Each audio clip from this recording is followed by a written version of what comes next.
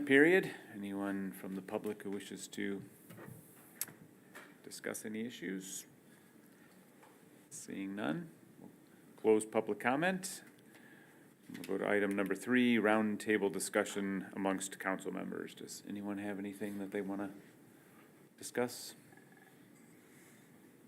I just wanted to thank staff for being out there with the trees that all came down. I mean, we had a ton right on Pine that came down the overlook, Pritchard there. I know Mark had called Joel about one that fell across Delano around Park. So I know that everybody was out, did a great job getting those cleaned up, and obviously with all the plowing that has taken place. So just wanted to recognize that and say I appreciate it. Great. Anyone else? Bill, you got anything? I have nothing. Teresa, nothing from you? I do not have anything, thank you. Dave, anything? No? Peter? It was nice to come in this morning and have those massive piles of snow gone. I could see out my window at my office. It was really nice. So yeah, great work from DPW, all city staff. All right, so going to item number 4, discussion regarding water shutoff policy. Joel? All right, I'm going to invite Doug up to the podium. Doug and Tracy worked with Parker, and they put together a handful of slides to start the discussion. City Council, you received in your packet a report from staff. I will preface the discussion that these are not final solutions or anything this evening, but just information to get the conversation going. Councilman Redding's emailed us a couple times over the weekend for some information as well. So we anticipate more questions and more discussion, but we have a handful of slides to highlight what was in the packet, and then hopefully that will kick off or springboard the conversation.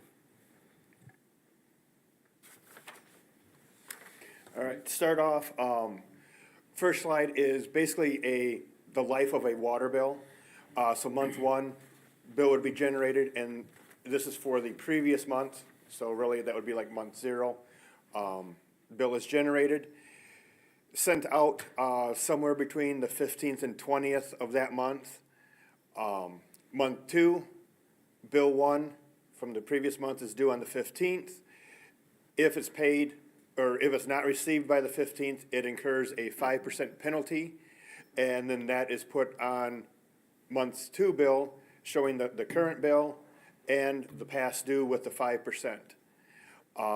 Let's see, notice, bill 1 issued a shut-off notice for anything past due, and if not paid by the due date, there will be a $50, or anything over $50 is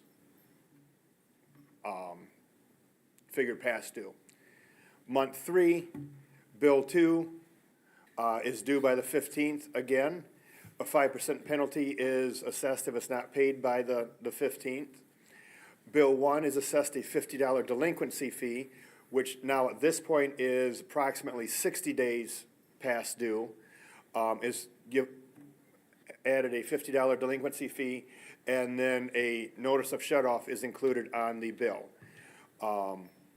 Once those are sent out, a shut-off list is sent to the Water Utilities Department, who then plans 1 to 2 days to do shut-offs. We do not do shut-offs in December because it's usually cold. It falls right before the holidays.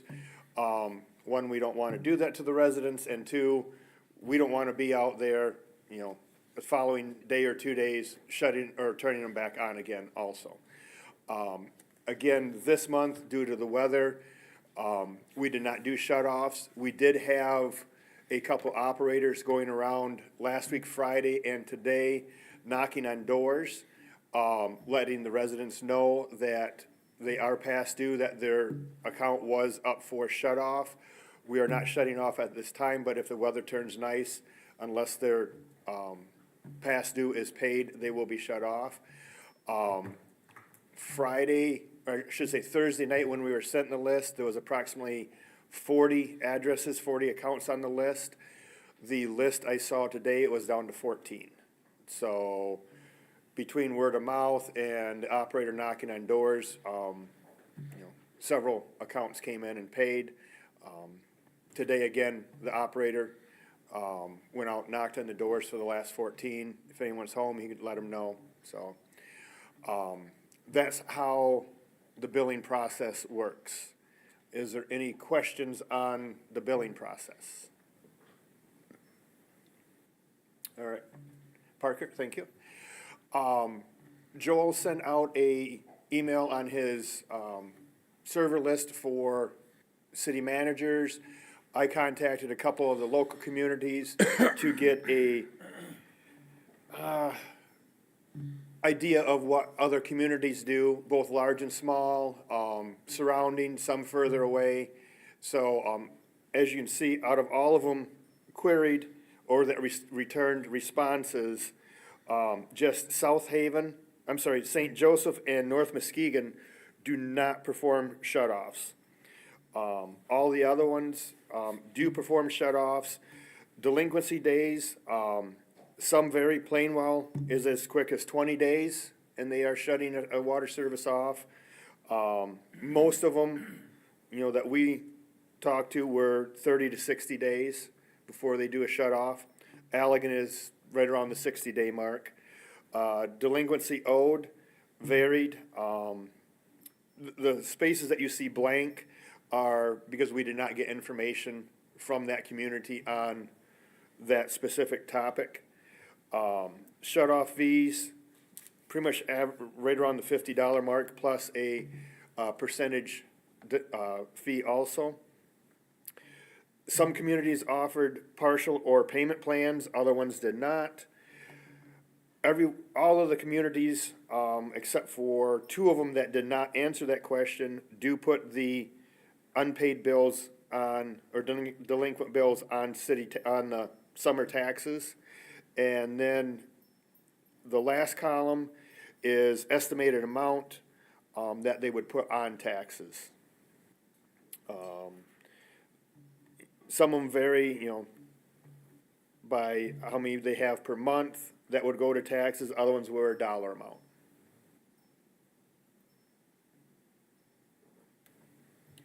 Well, the ones that are blank, like North Muskegon, they just didn't give you that information. They did not provide that information.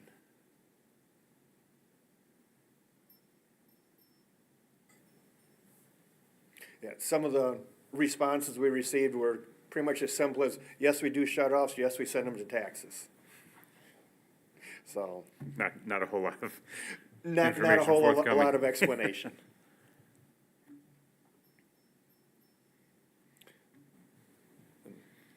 At the bottom of the list, there's a few footnotes for a couple of them that, had extra written into their responses. One of them I want to point out, kind of not our situation, but Newberry, they also have an electric company for Newberry.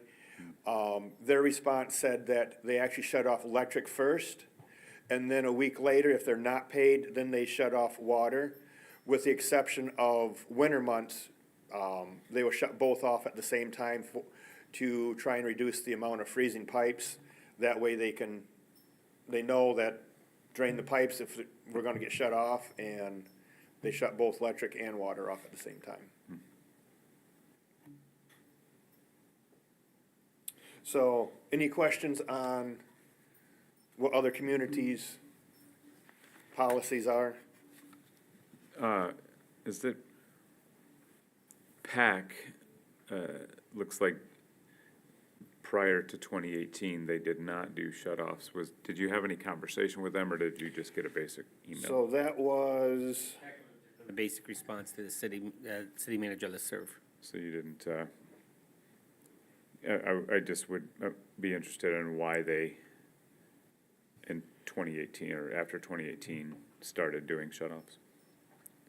I think because of the amount of delinquent bills they were getting.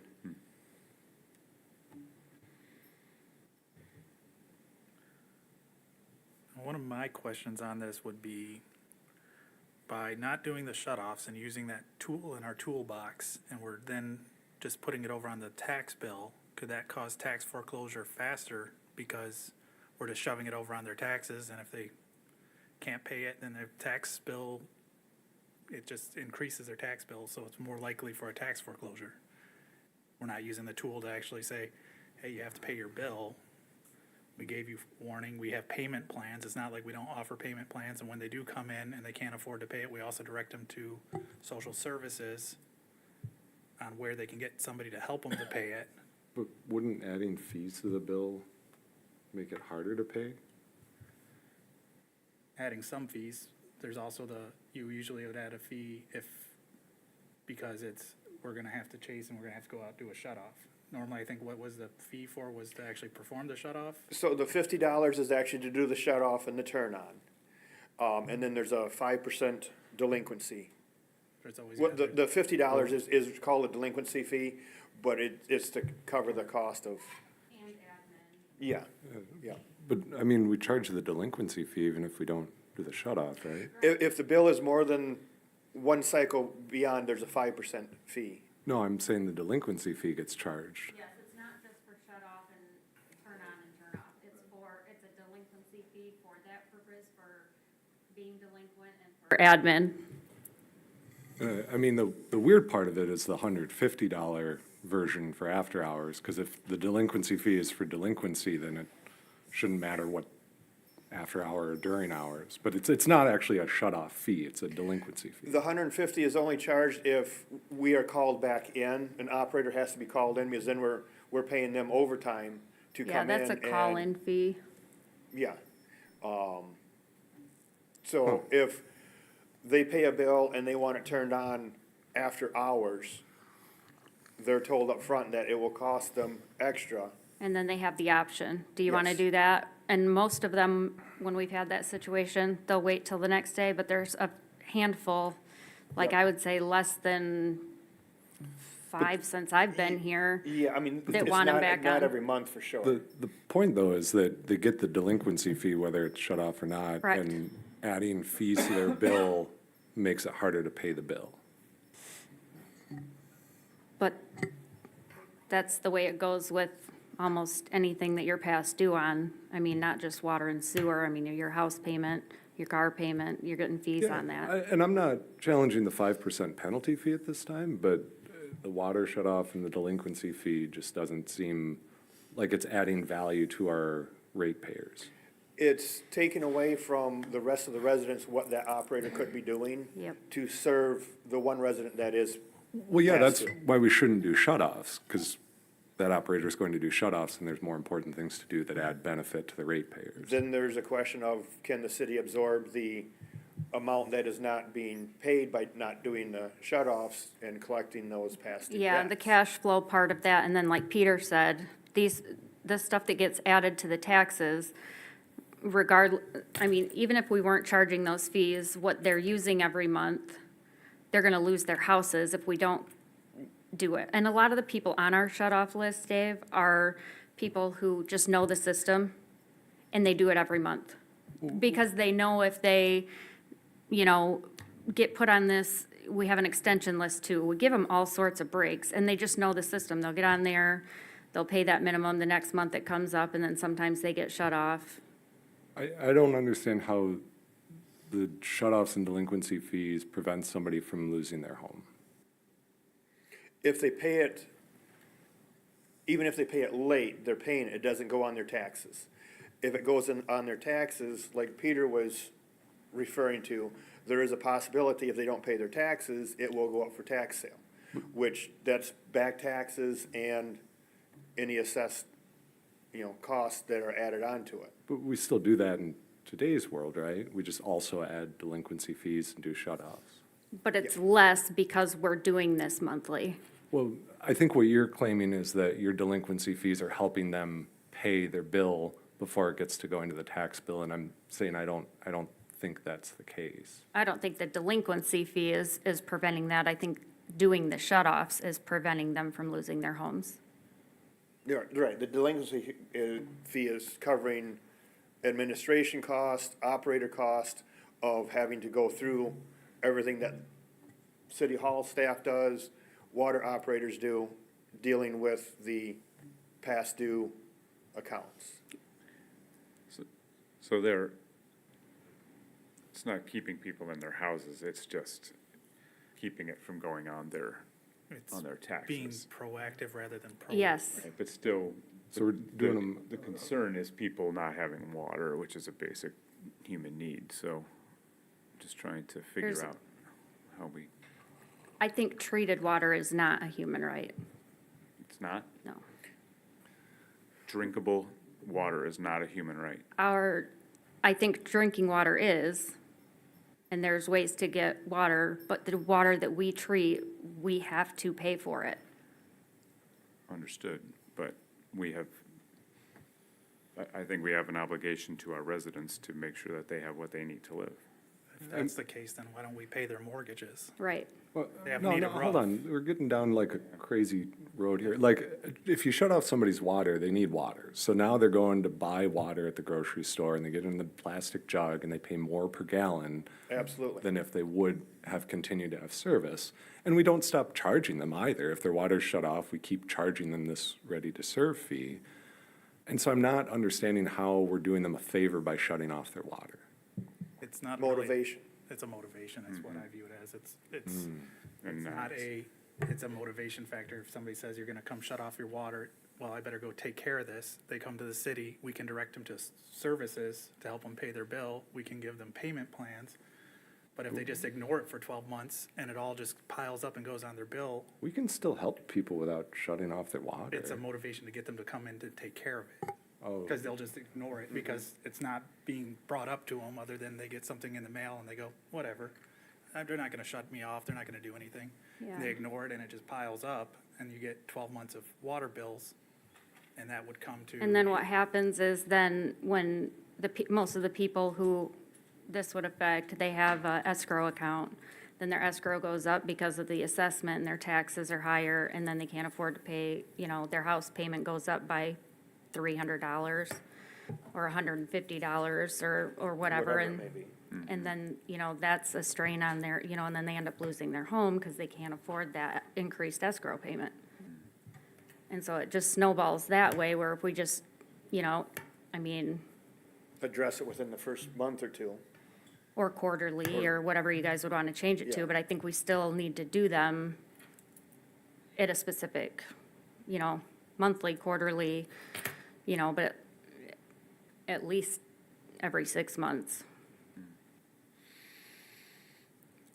So how about if somebody else weighs in?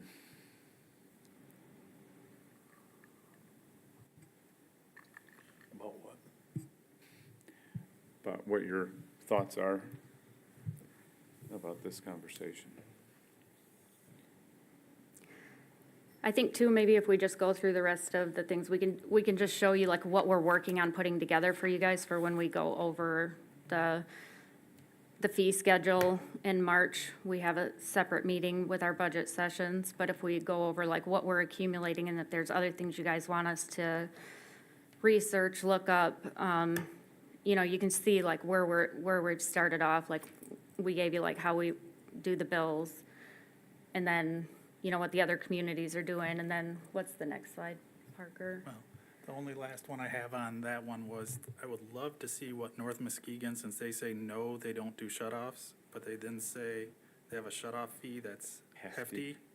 But I would love to see, because I see above that, St. Joseph doesn't do shut-offs, and they say they have 20 to 80 accounts and about $70,000 a year put on delinquent taxes. I'd like to know what North Muskegon has to put on their taxes. Like, if we could reach out to them, go, could you give us this information, like, how much? I think what they're doing is they're still assessing, like if you're past due, they're still gonna charge you the fees and charge you the delinquency fees. They're just not gonna go out and shut you off. But I'm just wondering how much that, like, where St. Joseph, we saw $70,000 put onto taxes. Where's North Muskegon's amount that they put on taxes per year? I got How does you. that affect that? That's what I'm looking at is, yeah, you're saying I don't want to shut it off, but at the same time, that's a tool in our toolbox to use to motivate people to come and take care of it. And you'll see that in one of the next slide, or one of the last slides that we have that shows, from when we weren't doing shut-offs till now, and you can see the fluctuation there. All right, so maybe let Doug, should we let Doug continue? Or do you have Is that delinquency amount of $50 assessed monthly, or just one time? It's, Go ahead, Tracy. so we assess it monthly if you're the 60 days, or, yeah, 60 days plus past due. Then you get the $50 charge if you're past due Monthly. monthly. I mean, if you don't catch your account up and you're always $50.01 overdue, every month you get that charge.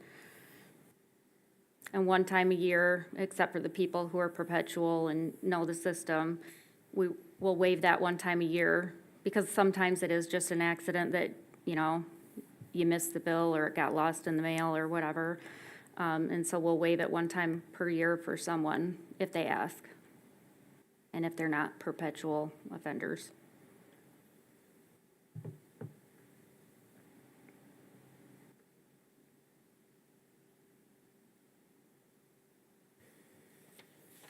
Parker? So, a couple of state statutes that, for communities, Act 178 of 1939, municipal water liens. This act basically says that any utility bill by a municipality is a lien on a property, and as being a lien can be applied on property taxes or billed to property taxes. It also says a municipality may discontinue water and/or sewer service from the premises which the lien is created. By this act, if a person fails to pay the rates, assessments, charges, and rentals of the respective services, or may institute an action for collection of the same in any court of competent jurisdiction. So, you know, it says we can shut it off, we can take them to court, and these actions does not waive that lien, meaning once we do that, doesn't free them of it, so.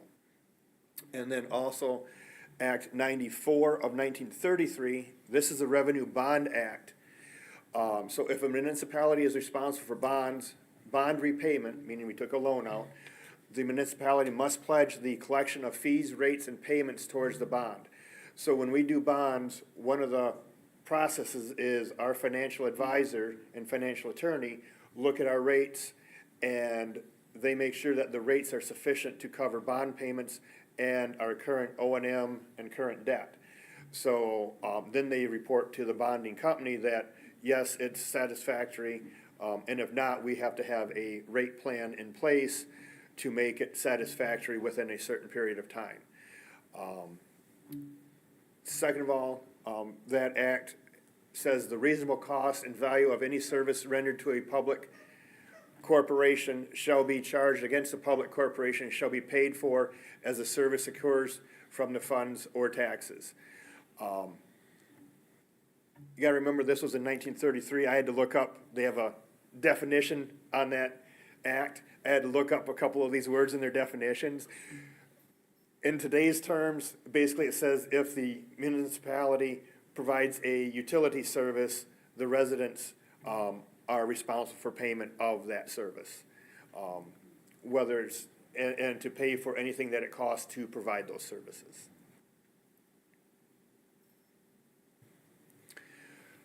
This one we get into our Allegan's actual numbers. This was the delinquent accounts that were sent to taxes for the last 3 years. You can see 2021, I'll say coming out of the COVID season, 49 properties were sent to taxes, 49 accounts, 28 were owner occupied, 21 are rentals, and a total of $18,778.83 were put on the tax rolls.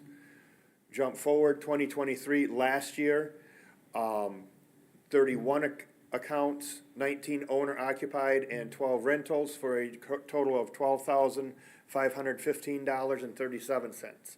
So, right now that shows a trending downward. I remember, during COVID, we did not do shut-offs. We still sent delinquent notices and stuff. What I remember Danielle saying is, it's kind of weird because the ones that are typically delinquent prior to the COVID were paying their bills, but then we had like a new set of residents that were delinquent. But now, as we've gotten out of that, it's kind of switched back again to the ones that were typically past due are now, again, typically past due. So. Parker? This is a breakdown of years. We have 21, 22, and 23. You can see the months that are blank, we did not do shut-offs. And you can, in 22 here, you can see total amount past due. To me, that column, it really says anything, so if we did not do shut-offs, that's the column that we would be floating as unpaid bills. 22 was 117,000. Parker, can you? 23 was 96,691, so almost 97,000. I'm not understanding what these are times when we're doing shut-offs. So you're These are still times we're doing shut-offs, but those were amounts past due. But if you go back to 3 slides, Parker, to what was sent to taxes, so in 23, we had $96,000 of delinquent billing. Of 96,000, only 12,000 went to taxes, meaning 84,000 was paid. And your claim is that the only reason people paid their bill is because you motivated them. I would say that majority of them were paid was because they were motivated. If water was not shut off, they would not come in and pay, and we would have had $96,000 go to taxes. And sometimes too, in addition to that, to avoid it going to taxes, they'll come in and pay it, and they'll find a way to get it paid. Yeah, to avoid it going to taxes. I'm not sure I follow the claim that you're the one that motivates them to do that. I think people make their decisions about paying bills based off what they can pay and what they're capable of. Or if they don't have water. Agree to disagree on that one. Hey, Doug. Yes, sir. I don't know if you've mentioned it, but if it is a rental property, I have not gotten into Okay. that yet.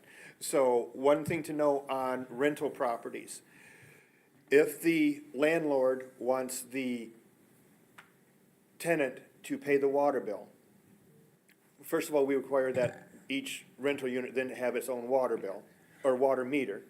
But then the landlord comes in and files an affidavit with the city that the tenant is responsible for the water bill. They have to provide some other documentation, but basically that says, or allows the tenant to pay the water bill, and it's put in their name. If for whatever reason the tenant is behind, as long as the tenant resides there, we can shut the water off and encourage them to pay their water bill. Should that tenant leave, because the landlord filled out the affidavit that the tenant is responsible, the city has no recourse to go back on the landlord or the owner.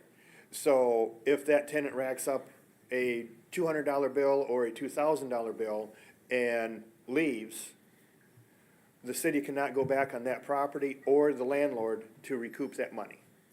So if shut-offs were not performed, that tenant would have no encouragement to pay that water bill and could go, however long until the landlord evicts them or they leave town.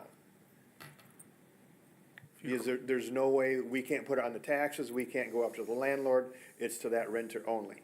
So that's one scenario for a rental landlord with water billing and why shut-offs should be performed on those. And of course, a lot encouragement. of commercial properties would probably be included in that because a lot of them are leased. Yes, it Yeah. is, as long as the landlord Noted. fills out an affidavit that the leasing is responsible for the water Now, bill. do we do any credit reporting for that or any way of collecting on those other than? So- We have not had to do one so far. I mean, we don't have any of those. I was gonna say, I think we have very Affidavits. few affidavits filed. Yeah, I'm not aware of any, but we might have a few, but like I said, it's maybe 2. And Do we You ever know. require a deposit for any of those renters if they do Yeah, get delinquent? yes, that is and- required if the renter is Yep. the signatory on the bill, that a deposit would be required. Does the bill go to both the renter and the landlord, or just the renter? I do not, Just go to the landlord. The shut-off notices go to both. The regular bills only go to the, name on the bill. tenant, Or name or, on the yeah. account. And then, before it goes to taxes, they are sent to both. Doug or Tracy, and I know we didn't ask for this previously, so if you don't have it available, I understand. Do you know what like an average residential water bill is? Yes. So your RTS fees are $17 and $18, so that's 35. Commodity would be just over $11, so if you figured average resident uses 35, actually I think it's $3,200, or 3,200 gallons. So 3 times 11 would be 33, so about $68. Okay, so average of about 68 Yeah, per per household. month. Okay, thank you.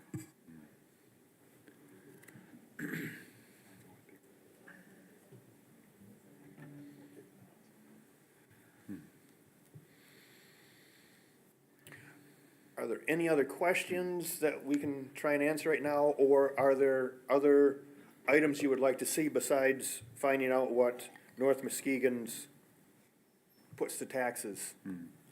And unfortunately, North Muskegon does not have their fee schedule. I was looking at trying to find their fee schedule online to answer that. And Sam, who's the city manager up there, his response was hefty fine. So that's a direct quote from his email in response to my question to all the city managers. I'm trying to be very considerate of this subject. I mean, to me, I do feel like water is a human right, absolutely. But I have to weigh that with, I totally agree. I mean, yep, I do too. water is everyone should have access to water. What you gotta remember though is the city, all communities, but we'll focus on Allegan. We pump it out of the ground, we treat it, we pump it out to the system, we maintain the system. So, and that's you what I know, was gonna you say. could say the water's free, but it's everything else that the city does to get the water to the people that they're paying for. Well, I understand we have to pay administration, we have to pay O&M costs, and that bond payment, that was very interesting. I appreciate the effort that's gone into this from staff already. Seeing that grid of what other communities are doing was very helpful for me. I guess where I'm struggling is the amount that's going towards taxes is pretty small overall, in the end. I understand what Dave is saying. However, I do feel like it is a motivation. If you've been told that your water is gonna be shut off, you don't wanna have a water shut off, so you may try to make a payment. And I know that staff works with individuals to try to do payment plans. That's a last resort. I truly believe that our city is taking that as a very last resort to shut off someone's water. Clearly, we're not doing that during, inclement weather, et cetera. So, as I said, I'm really trying to consider this very, very carefully. So this information is helpful, like moving forward. I'll definitely think about some other things that would be helpful. I want to see how this would affect rates. I And know that's that it's something- going to affect rates, absolutely, if You we know, did not as- do water shut-offs. Because we're not looking at that number then, we're looking at the $100+ thousand dollars Yeah, I would say right annually that around we have to recoup. $100,000 based on the last 2 years, if you average the last 2. Right.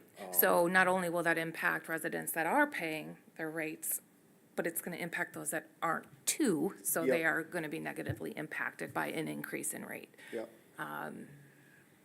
As far as fees, I do feel like it's important to do some sort of a delinquency fee. Again, that would be for administrative costs, et cetera. If you're going to shut off, if that's the way we continue to do things, we need to pay for staff time in order to do that. I get that. So that's just kind of where I'm at. I'm really thinking about this very deliberately and very hard. So rates for me, I definitely want to see some of that information. As we work on the budget, go through our rate-making program, we will, probably take an even number of $100,000 and just say, what happens, If that's if that's not missing collected. from the revenue, yep. Hopefully it is collected, when summer taxes are paid, so we'd be the first year would be $100,000 behind, but then as we move forward, it should even itself out, and every year would just be the same, and we'd get that money back, and And so I did hear Tracy say some of the other options, rather than doing, the 30+30, the 60 days, whether we go out quarterly, 6 months, et cetera, to provide a little bit of extra time.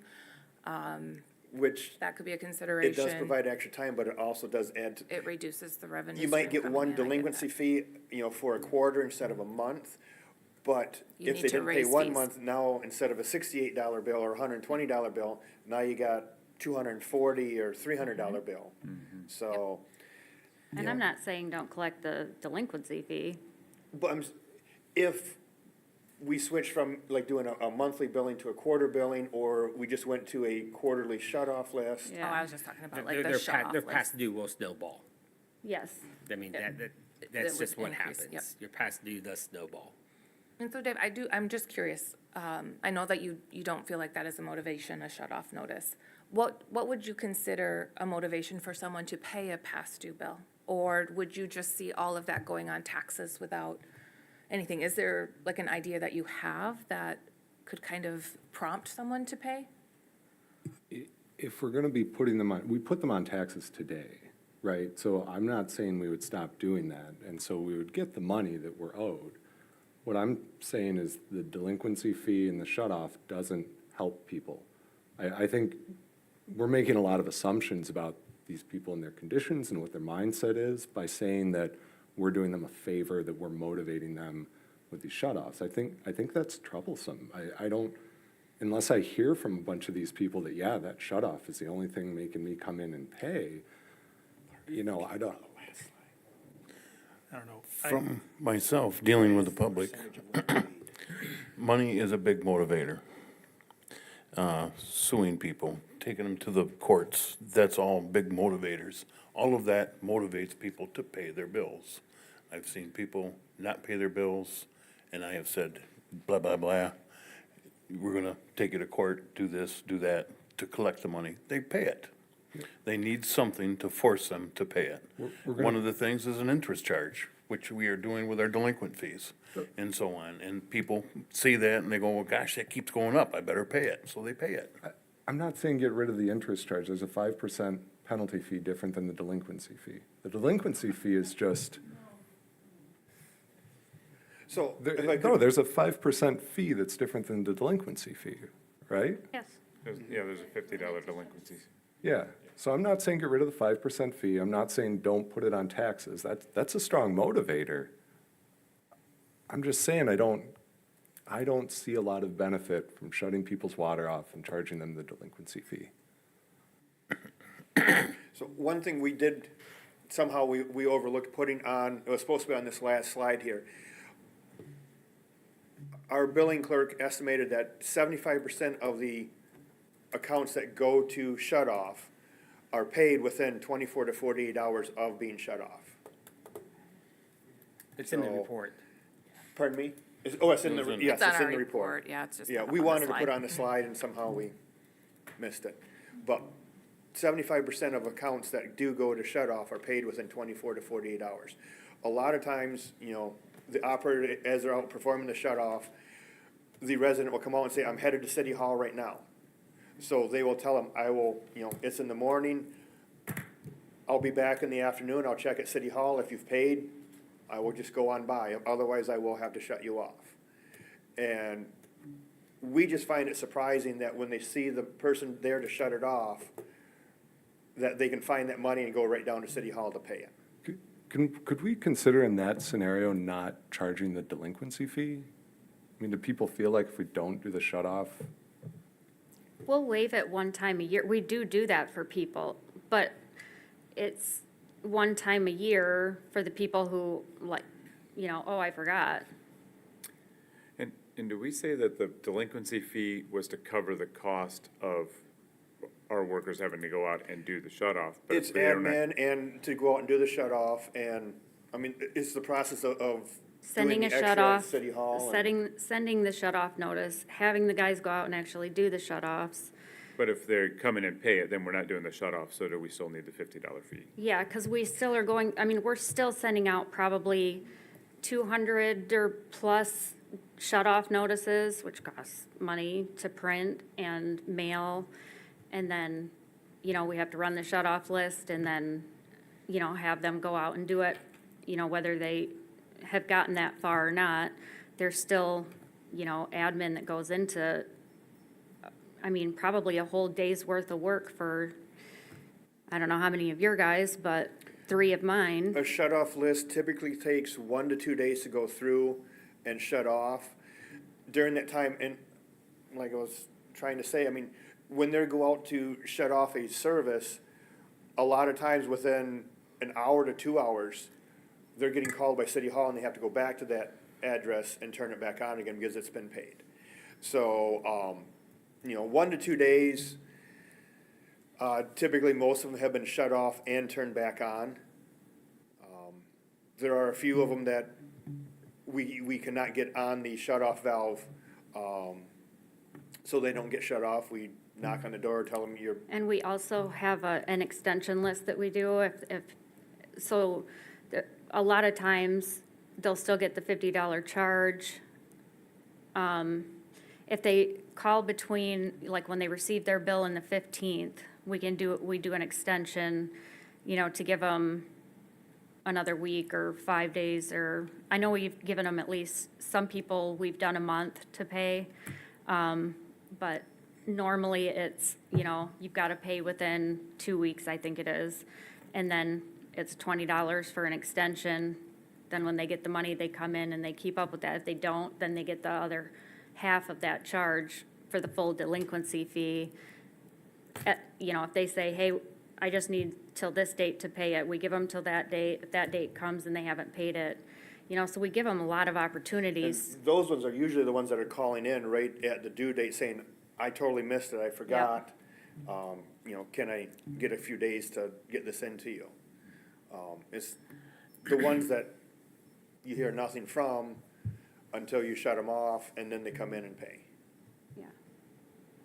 So, just in looking back and forth between some of these slides, for 2023, there were 281 shut-off notices that were sent, is that right? But then 281 shut-offs were performed. they were actually performed. But then of those shut-offs that were performed, only 31 properties went to the taxes. Yes. How many of those were repeats? Far right column, you can see each month how many are repeats from the previous month. Thank you. So like if you're adding up the total number of shut-offs, the amount that was past due, the 5% penalty, and the delinquency fee that was added, that's about 152,000, just shy of 152,000 last year, compared to 12 and a half that went to taxes. Yes. Almost half of them are repeat.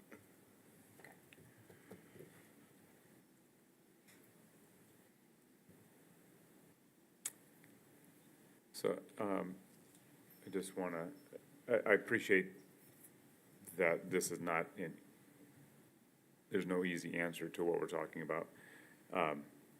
And right now, it's sort of an academic conversation, but there's a distinct possibility that the state is going to pass legislation, and this is going to be a reality whether we like it or not, and we're going to have to figure it out.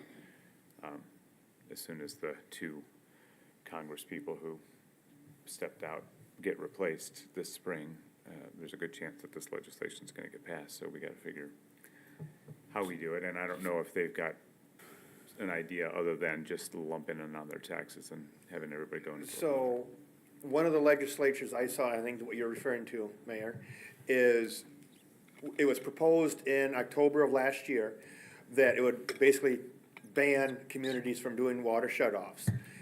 It would also create a requirement of communities to do one of 2 things.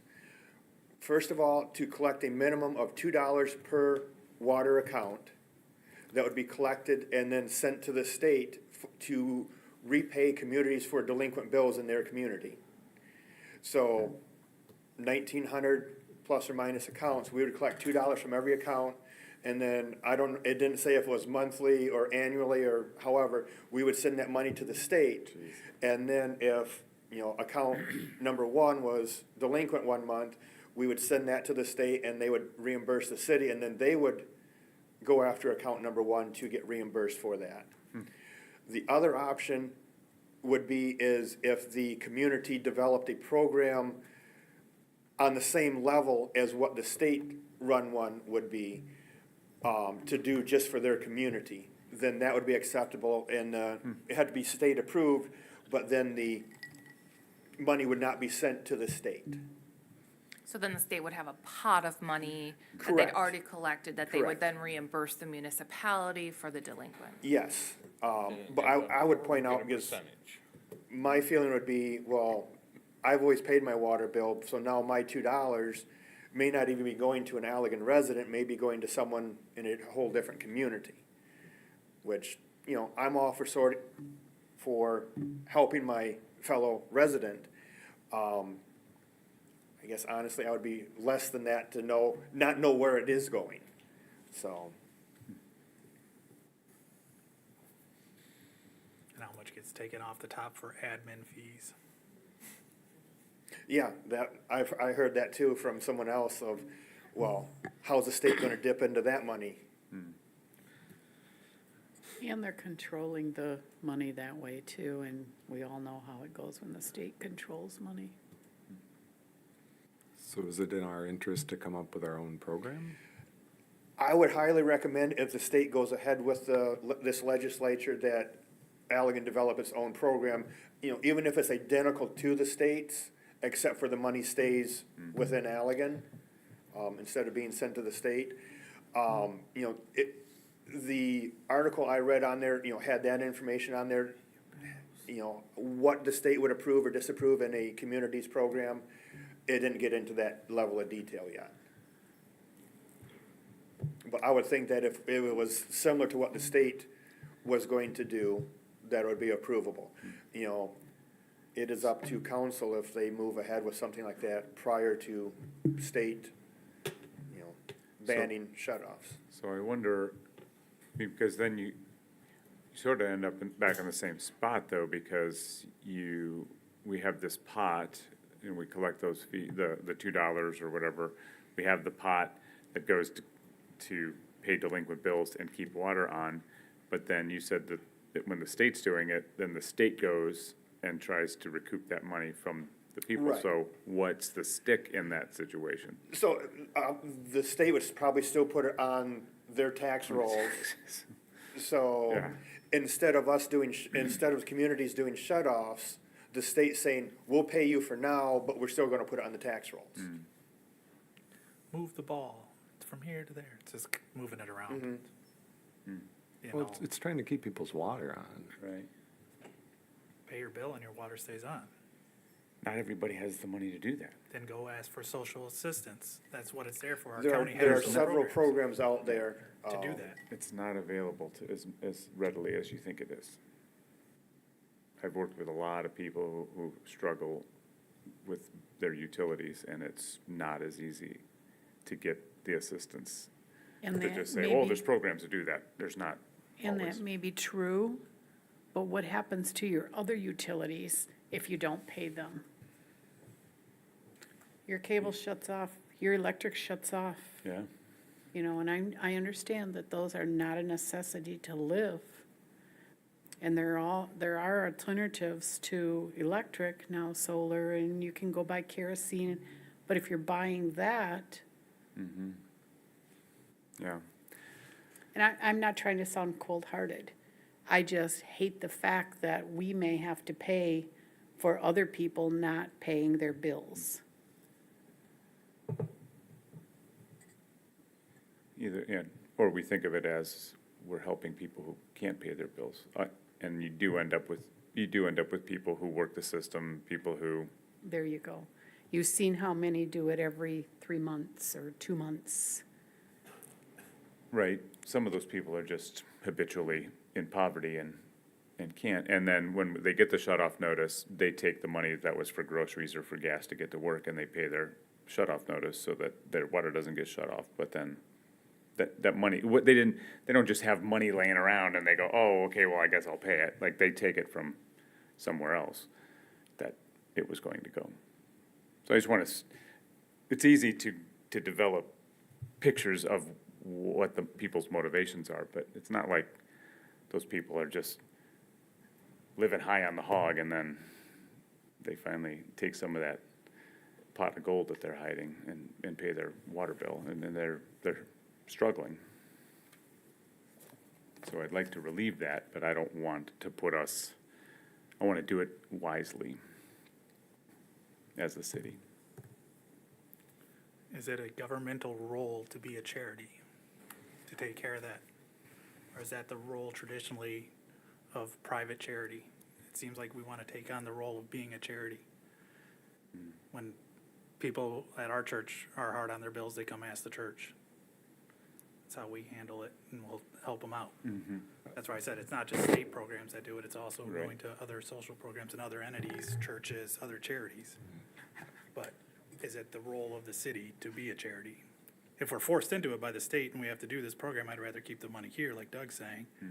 And we're still gonna have to go and try to collect it. It's just a matter of, do they handcuff us and say that we can't put it on the taxes and, but the state can? I don't know the ins and outs of what that law is, and I don't wanna speculate what it is until it actually comes down. But we can see, well, maybe something will come down, maybe something won't. Do we wanna switch out shut-offs instead of monthly to quarterly? I'm okay with that. Do we wanna look at our fee schedules? I'm okay with that as well. To say, well, we could adjust some of these fees. We could try to make it nicer, not so heavy on the fees, but we still also have to then look at the overall cost of handling delinquencies. And that would be something for Doug and Tracy to look at, like, how much time do we dedicate to handling delinquencies? So how much of our budget goes towards that part of it? Is our admin fee, the $50 making sense? Could it be less? Is it not really covering everything, and we're just putting it there, and that covers part of it? I don't know fully. I would have to see all the numbers, be like, the clerk, how much time they're spending doing delinquent billings, how much time they go out to go do shut-offs, kind of run the numbers, and then from that you'd go, well, our fees are matching up to kind of what that extra cost of doing this is. I'm just gonna say, and I might be tipping my hat here, but I don't think that there's anything a government should do except take care of its people. So, but I understand that there are other, like, places there, but One thing I noticed putting this chart together is I kind of saw the communities that actually had a heavier delinquency fee have less going to taxes. Example, Plainwell, response I got back to them is they've just updated their policy in the last year. They went down to a delinquency amount of 1 cent. So basically anything owed is delinquent. And they have a 10% fee plus $50 with it for the shut-off. And for this past year, they've had 0 to 5 per month. January, they actually had 0 amount that was delinquent that would have been shut off, even though they were not gonna do shut-offs in this time of year. But they had 0 amount. So I'm seeing, they're charging more and they're getting more, once they condition the residents that are typically delinquent, they're learning to pay because otherwise they get a heftier fee added on.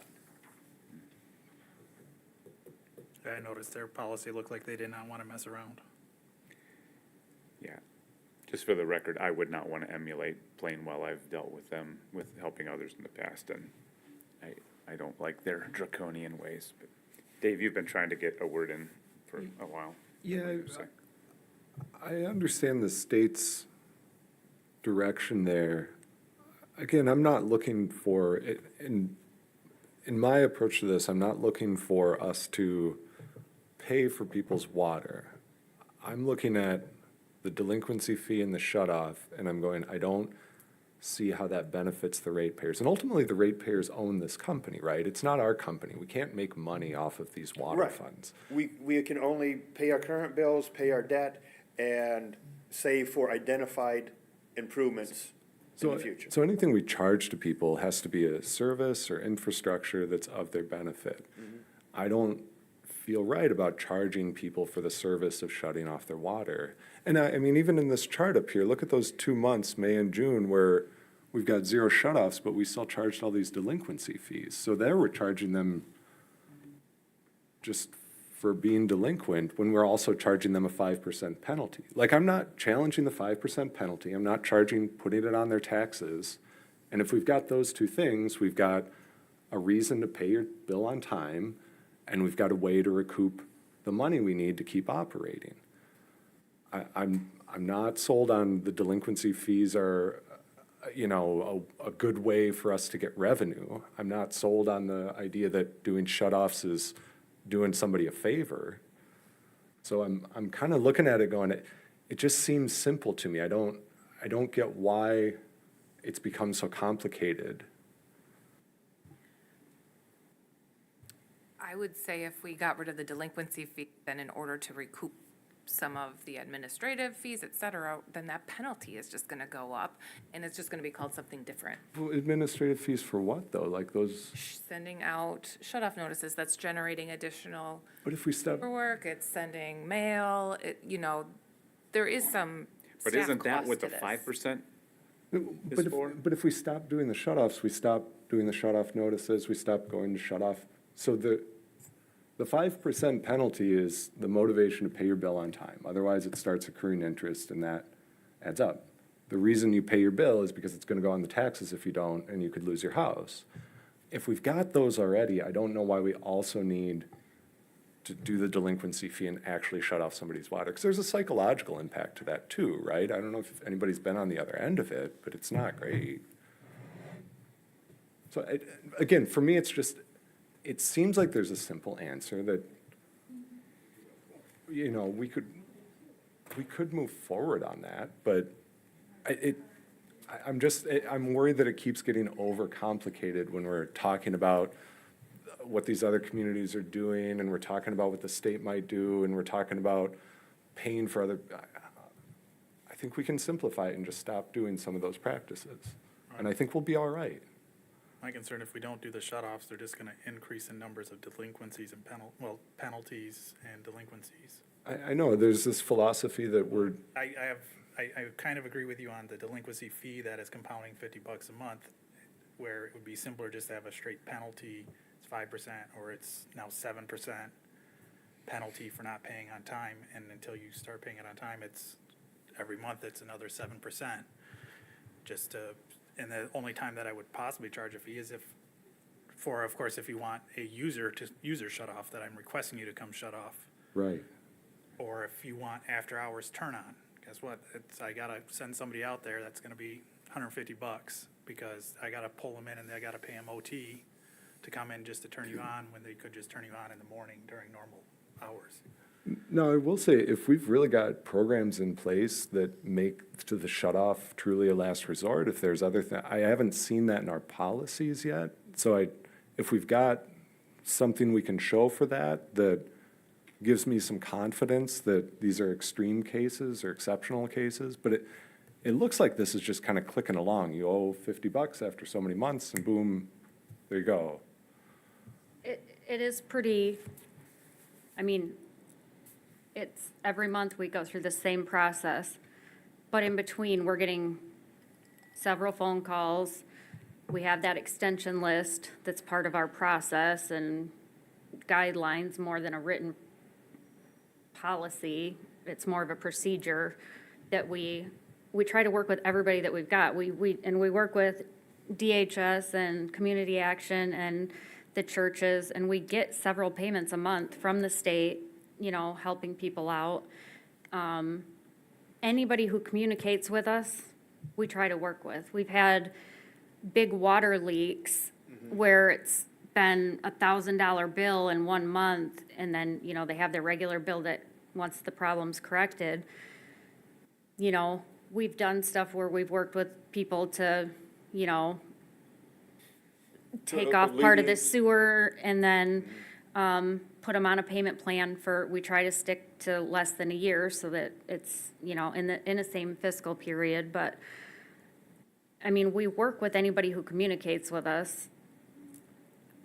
When Danielle looks over this list from the past 3 years, most of the people are the repeat offenders, and you know, people who are just working the system and they know that and they just do the same thing. And we've printed out history reports from their accounts showing them, you've paid $300 this year in just delinquency fees. Like, if you just call us and, you know, before the 15th and let us know that. And I hear the girls saying that on the phone all the time. I mean, we're working with everybody to do that. I can get copies, but that's basically a spreadsheet with, you know, people who have called in. They write the name down and say when they're gonna pay it by. I can show, you know, scan them in and show you the physical copies, but we're doing our jobs. We're trying to work with people. We're not just, well, I don't care what you say. You're 60 days past due, we're shutting you off. We've even we're even at a point where, like, some of the people that we've seen on the shut-off list, there was a business in town at one point and somebody that I knew personally, and I called them. I'm like, you know, I can't do anything. We can waive the fee one time per year for you, so if this is the first time this has happened to you, we'll waive it. But I'm just saying, before they come out there and shut you off, I can cross you off the list if you come down here and pay it. So, I mean, there's people, if we, sorry, if we have their phone numbers, you know, and we know they're not usually on there, you know, we do that kind of stuff. It's not like it's just, you know, going through the motions. I mean, we're talking to people, we're trying to work with them and work with the community action and DHS and the churches that call us.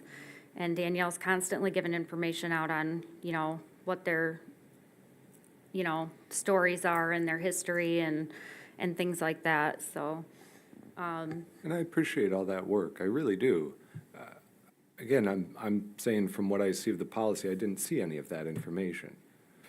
I also, just looking at the delinquency fee and the shut-off, it's hard for me to envision where that's valuable. And I mean, I have to be a little bit concerned about if we're not writing those opportunities into a policy, if we're relying on relationships that staff has with people in town, how do I have faith that that's all being done fairly for everyone? It's anybody who calls in. It's not just like we're reaching out to people to say, you know, if we had, another problem that we've had over the history since I've been here is getting people to keep their current phone numbers and that, so that we can contact them if there's an emergency. If we have a phone number on there and, you know, they're not usually shut off. I mean, that was just a thing that I did when I was doing utility billing. I mean, those are the kinds of things that we do. And anybody who calls and says, you know, even if it's the day of the shut-offs, you know, we'll put you on this list, but, you know, you're still gonna have the charge, but we just won't shut you off. And they're more than happy that, you know, and then Danielle tells people all the time, I hear her saying, you know, as long as you communicate with us, we'll work with you. You just have to let us know ahead of time. You just have to contact us. So I hear her saying that repeatedly, but. Yeah, I appreciate that. Yeah, and I don't know how to prove those things to you guys, but, I mean, I know that they're being done. I mean, Doug, I don't know what, because I know that your guys work really well with the girls at City Hall when those things happen, and even the guys out in the field are communicating with these homeowners and taxpayers and renters, you know, and they run right down here, you know? Yeah, I think, you know, with my guys out in the field, it's when they go to the house and the resident comes out and says, I'm on my way down there, I'm working on it, you know, they will give them the benefit of the doubt and say, all right, I'll make a note on my sheet, and they usually do. And, you know, they'll check with City Hall after a few hours, and, you know, they tell the resident then, go down, you know, pay at City Hall, you know, work out something with City Hall. I will be contacting them after lunch break or in 2 hours, and if you've been down there and I'm told not to come back, I won't be back. Otherwise, I have to follow my list. So, you know, we're not trying to shut people off, but we try to work with them, and as Tracy said, I think the big thing is communication. You know, the more the resident talks to us, And, like she said, with waiving the fees, if they call in, the city will work with them, but if nothing is said, again, we're kind of speculating what's their situation. We don't know, but whether it's encouragement to pay the bill or encouragement for communication, their service is shut off. Okay. All right, so we've got some things, thank you, Doug, by the way. You're welcome. And Tracy, thanks for all your insight. So obviously, we've got some more work and more processing to do with this, but we've got other things to cover tonight. So let's, I guess there were some things that we asked for. Was anybody writing those down? We'll be working on, impact to budget as we go For through North the budget Muskegon season and- here. Yeah, Just one last question for you guys. With the spreadsheet that you saw with the 21 through 23, are there any other items that you want to see on there? Delora, I can also, I made a note to put in that list of how many shut-off notices we sent out, so I'll have Danielle add that in there. But if there's anything else, and that list was not complete, Danielle has to do, go into each account for some of those items, so some of the things that weren't filled out, she just hasn't gotten to yet, so it's a work in progress right now. But if there's anything else you guys want on there, if you think about it later, just email me so that we can get to looking into it, because some of the stuff just takes a lot of time to look into. Thanks, Tracy. Yep. so we'll maybe, thank you, Doug. Yep. We'll maybe have this on our study session next time, just to continue the conversation.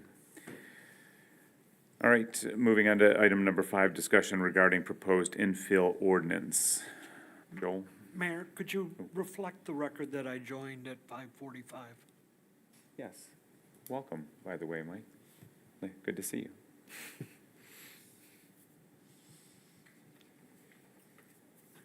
You have that? All right. Thanks, Mike. I was just gonna have you down as present since there's no votes or anything, but Okay. we'll show 5:45 in the study session minutes. Yeah, very quickly, we have Sarah Raymaker is here. She's here just to listen, more or less, or engage if council wants to engage. Sarah is on the Historic District Commission. As we've discussed over the past few years, how to move on from the historic district regulations. That's the phrase that staff is using right here. There have been 2 votes to repeal the ordinance. Both votes were a 3-3 tie. During your study session, not study session, but your strategic planning workshop earlier this year, council mentioned if there is a replacement ordinance that could slide in there, that they might be willing to break that 3-3 tie. So what we have put together, working with our city attorney, is the title of the agenda is Infill Ordinance, but it's really like residential standard guidelines, et cetera. It's being reviewed right now by the Planning Commission and the Historic District. It's going through some cycles right now. Our city attorney is getting back involved, and Lori from PCI is also getting back involved.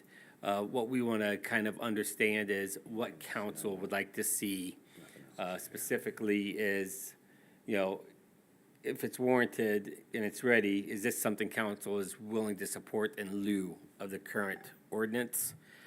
I am going to go through some high-level parts of the ordinance that was in your report. So the purpose of this ordinance is to protect the visual character and economic stability of the residential neighborhoods. I want to be clear, this one focuses just on the residential uses in the city, not the commercial uses, such as our downtown. Preserve and protect public welfare and property values, eliminate design incompatibility, promote complementary design, and enable a diversity of styles.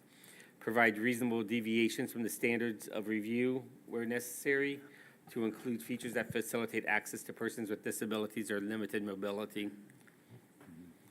The applicability section, this would apply to anyone who wants to construct any new detached, single-family or two-family dwelling, construct or relocate a detached single-family or two-family dwelling or accessory structure, if the accessory structure is greater than 200 square feet. If it's less than 200 square feet, like a shed you buy at Menards, you typically do not need a building permit for that. So there's no regulations that, a zoning ordinance can apply to that or building code ordinance, except for setback from side properties, which is, I think, 3 feet. If you want to enclose a front porch, you'd have to go through a review of this. Addition of a new story. One of our historic district commissioners shared examples, I believe it's of New Jersey town, where they just decided to embrace Airbnbs, and people were just adding second and third floors to houses that weren't designed for those, and they just looked, lack of a better phrase, bastardized, looked like they didn't belong. And she goes, this is just what I don't want to see happen in Allegan. They were design diverse. Yeah, then you run into an issue there. Full or partial demolition, reconstruction, or substantial alteration, movement of any detached single-family or two-family dwelling from one parcel to another. So we're going to stop right here. Our city attorney was very clear late last week, that our zoning ordinance cannot prevent demolition in the state of Michigan. Only a historic district ordinance can prevent demolition. So I want to be very transparent there, and the planning commission will get this report at their meeting in February. The standards. So first of all, it doesn't apply to mobile homes and mobile home parks. The city only has one mobile home park over there off Sherman, north of Western. So that mobile home park can continue to exist as it does. But we will look at foundations, building setbacks, height, first floor elevation height, scale, width, and general proportions, form, massing, directional emphasis, facade materials, steps, porches, roof style, pitch, building separation, orientation, garages, and accessory structures that are greater than 200 square feet, alleys and demolition. But then again, what I just said late last week, it was confirmed this afternoon on an email chain or a phone call with PCI that demolition, we'll have to look at some other way to address demolition. The standards, all applications for residential design shall be submitted to the zoning administrator. All applications must include the site plan, elevation sketches, additional information as necessary, and the permits, once approved, are valid for 18 months. And then any appeal can be made to our zoning board of appeals. You have the ordinance, the full ordinance was in your report. As I mentioned, for the past 3 years now, I think there's been 2 votes that were 3-3, ties on whether or not to repeal the historic district ordinance. I think from the HDC's perspective, and Sarah can correct me if I misspeak, they're just looking for direction from the council. I mean, it is a little bit of a split personality on how to move forward with this. And we feel that this ordinance can be, can be in place in lieu of the existing regulations, but this is just for residential standards.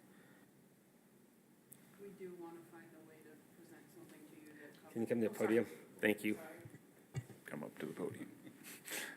We know that this only covers residential standards, and we do want to discuss some sort of way to create something similar that would cover the commercial properties, because we know that's a charming thing about our downtown and something worthy of discussing. Also, I did not know about the demolition stuff, so we obviously would need to circle back on that too.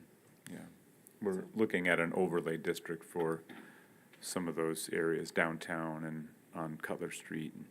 That would protect the stuff that we want to protect down here, the commercial buildings that aren't covered by this.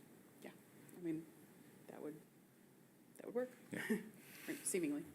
So we just want to make everybody as happy as possible, and we know that's not possible. And after listening to the water discussion, this doesn't seem as hairy, but I know it is. So I know you're making a lot of similar hairy decisions. So help us help you, I guess, is what I'm here for.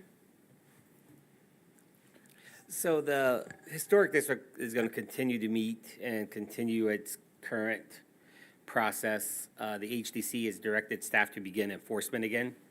If we see work that's being done, we send a letter, we let them know that they have to apply for a permit. If they don't follow through, that we do have, the enforcement arm that we have to, either decide, we're going to do this or not.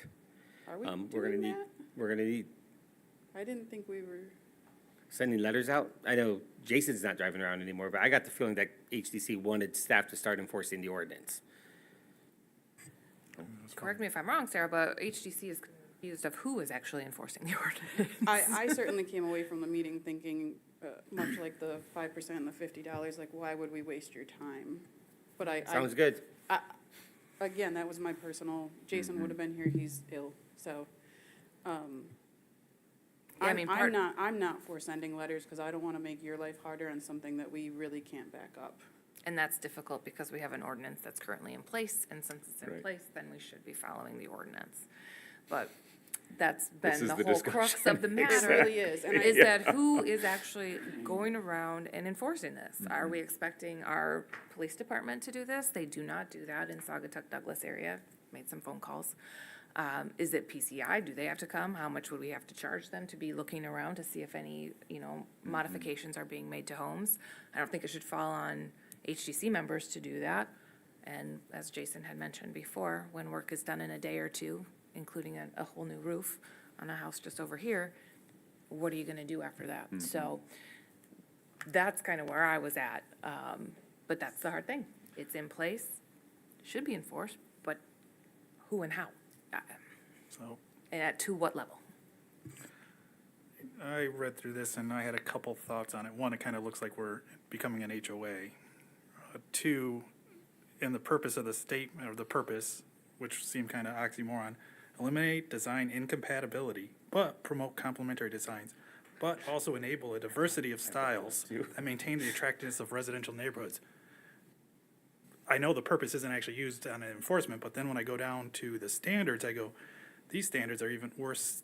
Like, it's very subjective. A lot of this may be very subjective, which is gonna be very hard to enforce.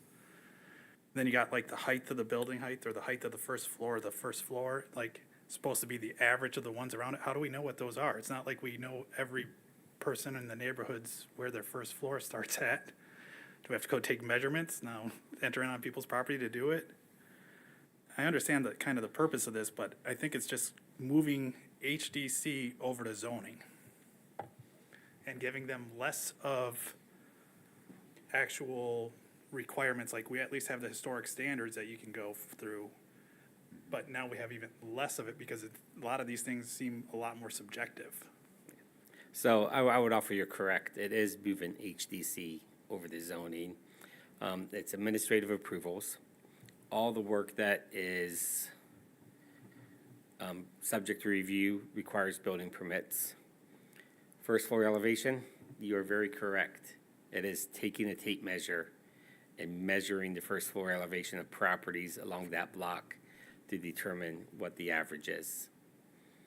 I've done that work before. Again, the HDC repeal, I believe, 3 different times, and it was various forms of the commission, has recommended to disband. It's been a 3-3 vote to repeal the ordinance each time.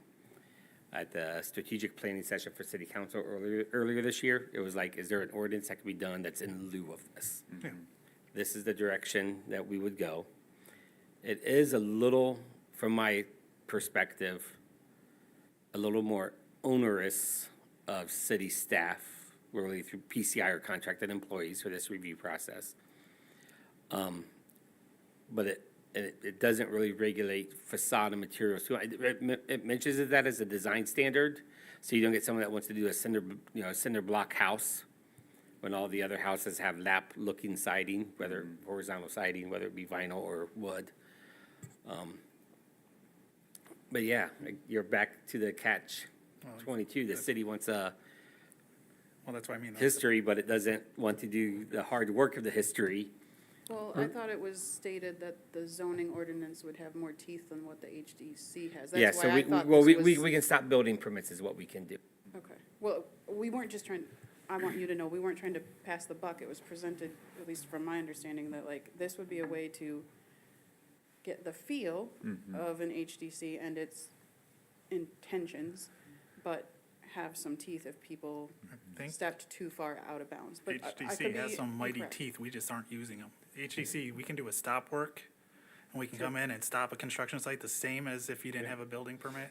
What you need is the city council to Corrections. establish the budget Yeah. Yeah. and the So they're- backbone I'm just to saying- go and say, you have to replace the windows. Right. And we have as the HDC has the legal authority. But then we're running I into. didn't state that yeah, correctly. You're right. Yeah. I'm sorry. What we were running into is the decisions that have already been made. Fair and equitable, decisions. And then again, HDC members do not want to do that enforcement. They're not comfortable with that. I mean, I'm not comfortable telling someone they need to rip out windows or redo a roof line that costs them already $30,000 or whatever it may be. And we didn't get from council that this council was willing to do that either. I haven't heard at all that anyone wants to do that. So that's kind of what led the recommendation, and then this as an alternative, because it could, if you don't meet these standards, then you don't get your building permit. You need to revamp your design and A lot of it come still back. is a very subjective standards that I'm seeing in this, because that's the issue, the same issue we have with HTC. I like standards that are objective. You have to be this far from the lot line, this many square foot, maximum of this per lot. Those things are easy to enforce and easy for a city to back up in court to say, but when you get to these we want it to look like the rest, but at the same time, in the purpose, it says we want design diversity. So I'm like, this purpose is, Are we still pursuing the SHPO grant for a survey of our historic districts? No. I don't think no. Because that could help inform, Yeah, no, when the HDC met with Alan Higgins, the comment that was made from the HDC was, we'd like to reduce the size of our districts.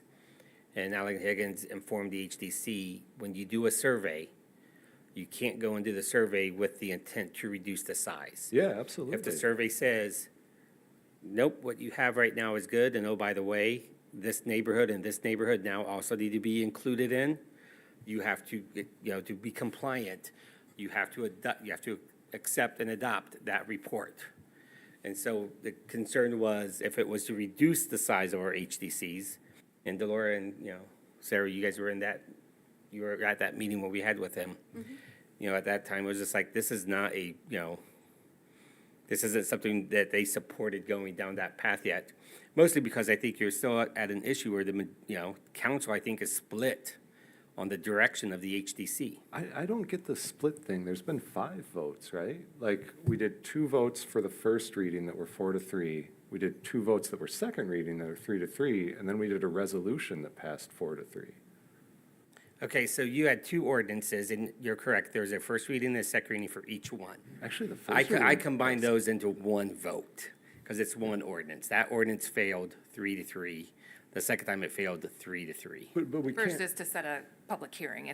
You're not voting on the ordinance itself. You're voting to set a public hearing. but it just seems that we've got 7 people on council. We can't claim that we're at a 3-3 split. Well, That's why unfortunately, we're- I was not here for those Right, 2 it votes. wasn't a Otherwise, three, it was a would have 4-3 Yeah. vote So- to get rid of it. So yeah. that's the reality. So what really needs to change here is there somebody among the 4, the majority who wanted to get rid of it, who wants something different, or?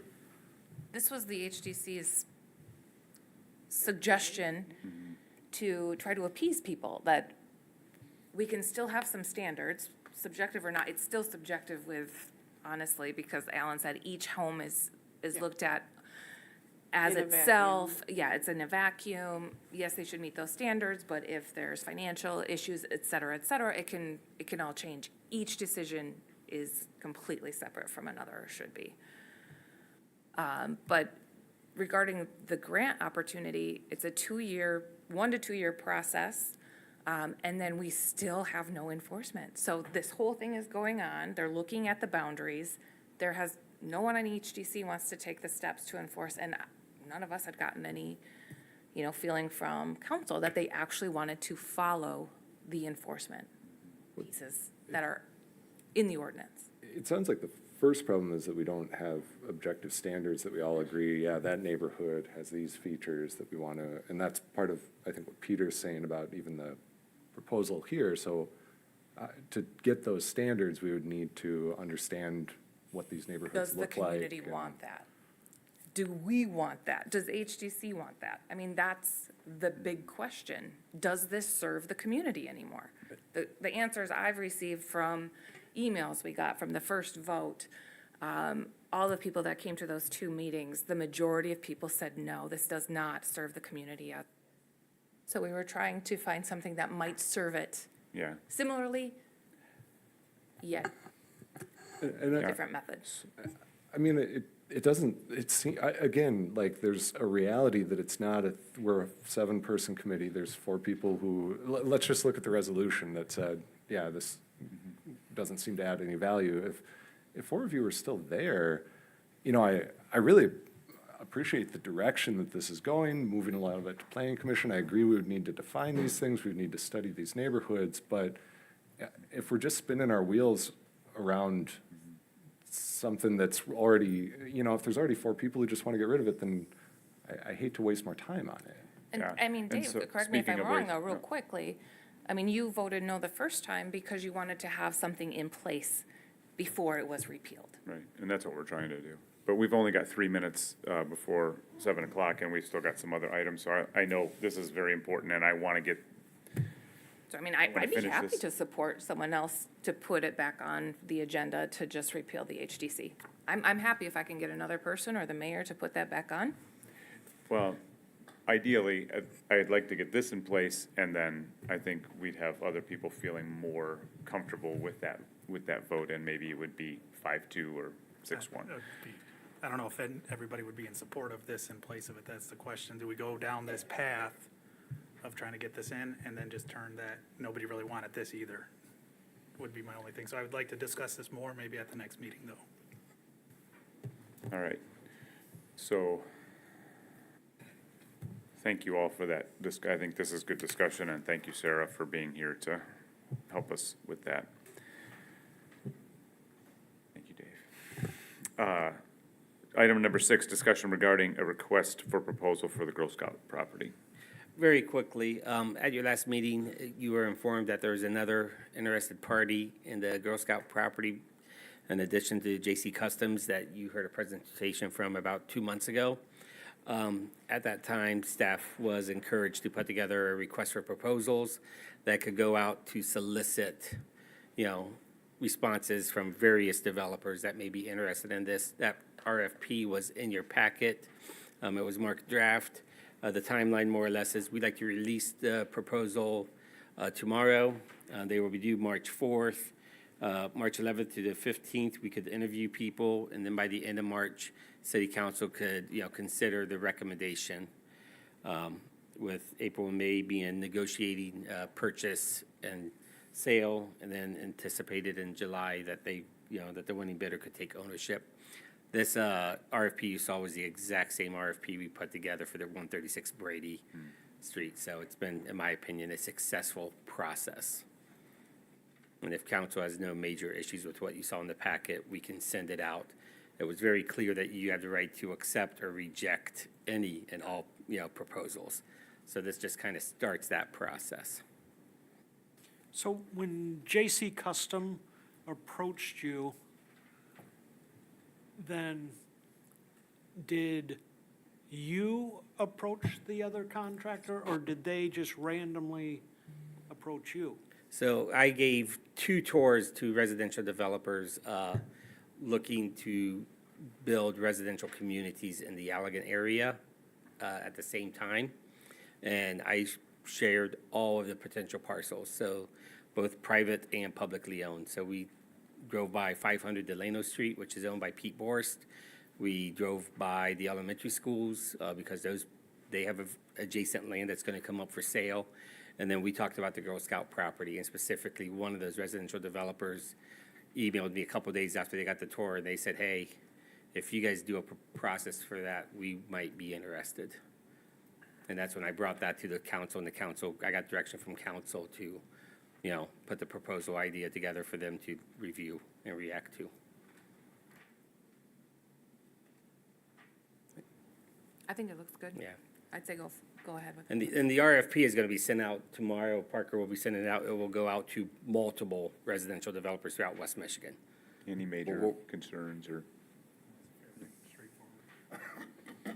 Okay.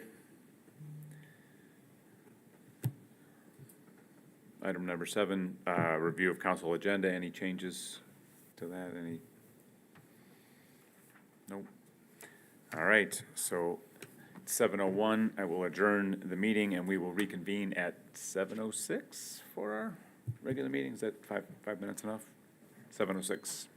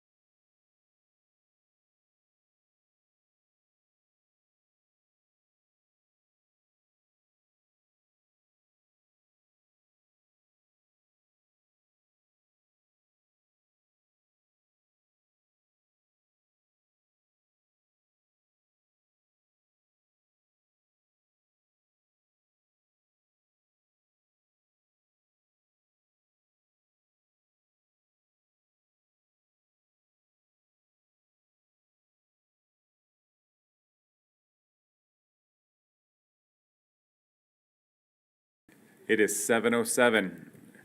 We will call this meeting to order. Joel, can we get a roll call, please? Yes, Mayor Byrd.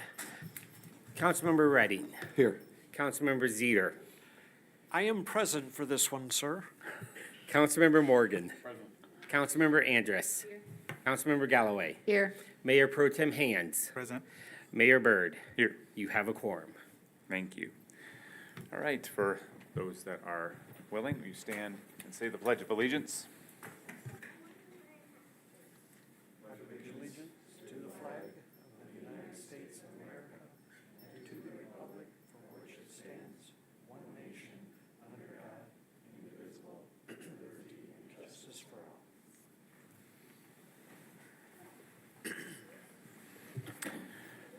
Thank you. Item number 4A, approval of the regular council meeting agenda for January 22nd, 2024. Do you have any additions or changes? Motion to approve. Second. It has been moved and seconded. All in favor, please signal by saying aye. Aye. Opposed, nay. Motion passes. Item 5A, approval of the study session minutes, meeting minutes from January 8th, 2024 council meeting. Make a motion to approve as accepted. Support. It's been moved and supported. All in favor, please signal by saying aye. Aye. Opposed, nay. Item 5B, approval of the regular meeting minutes from January 8th, 2024 council meeting. Motion to approve. May I have a second? I'll support. It's been moved and supported. All in favor, please signal by saying aye. Aye. Opposed, nay. It's like a well-oiled machine. Item 7A, first reading of ordinance 517 to amend the use table in section 402.01 of the City of Allegan zoning ordinance to allow for operation of certain marijuana processing businesses by special use within the C2 zoning district and scheduling of a public hearing and second reading of ordinance 517 for February 12th, 2024. Thank you, Mayor. Just a refresher for City Council, all ordinances go through a two-step process here at City Council. You have a first reading this evening, you schedule a second reading and public hearing for your next meeting, which will be February 12th.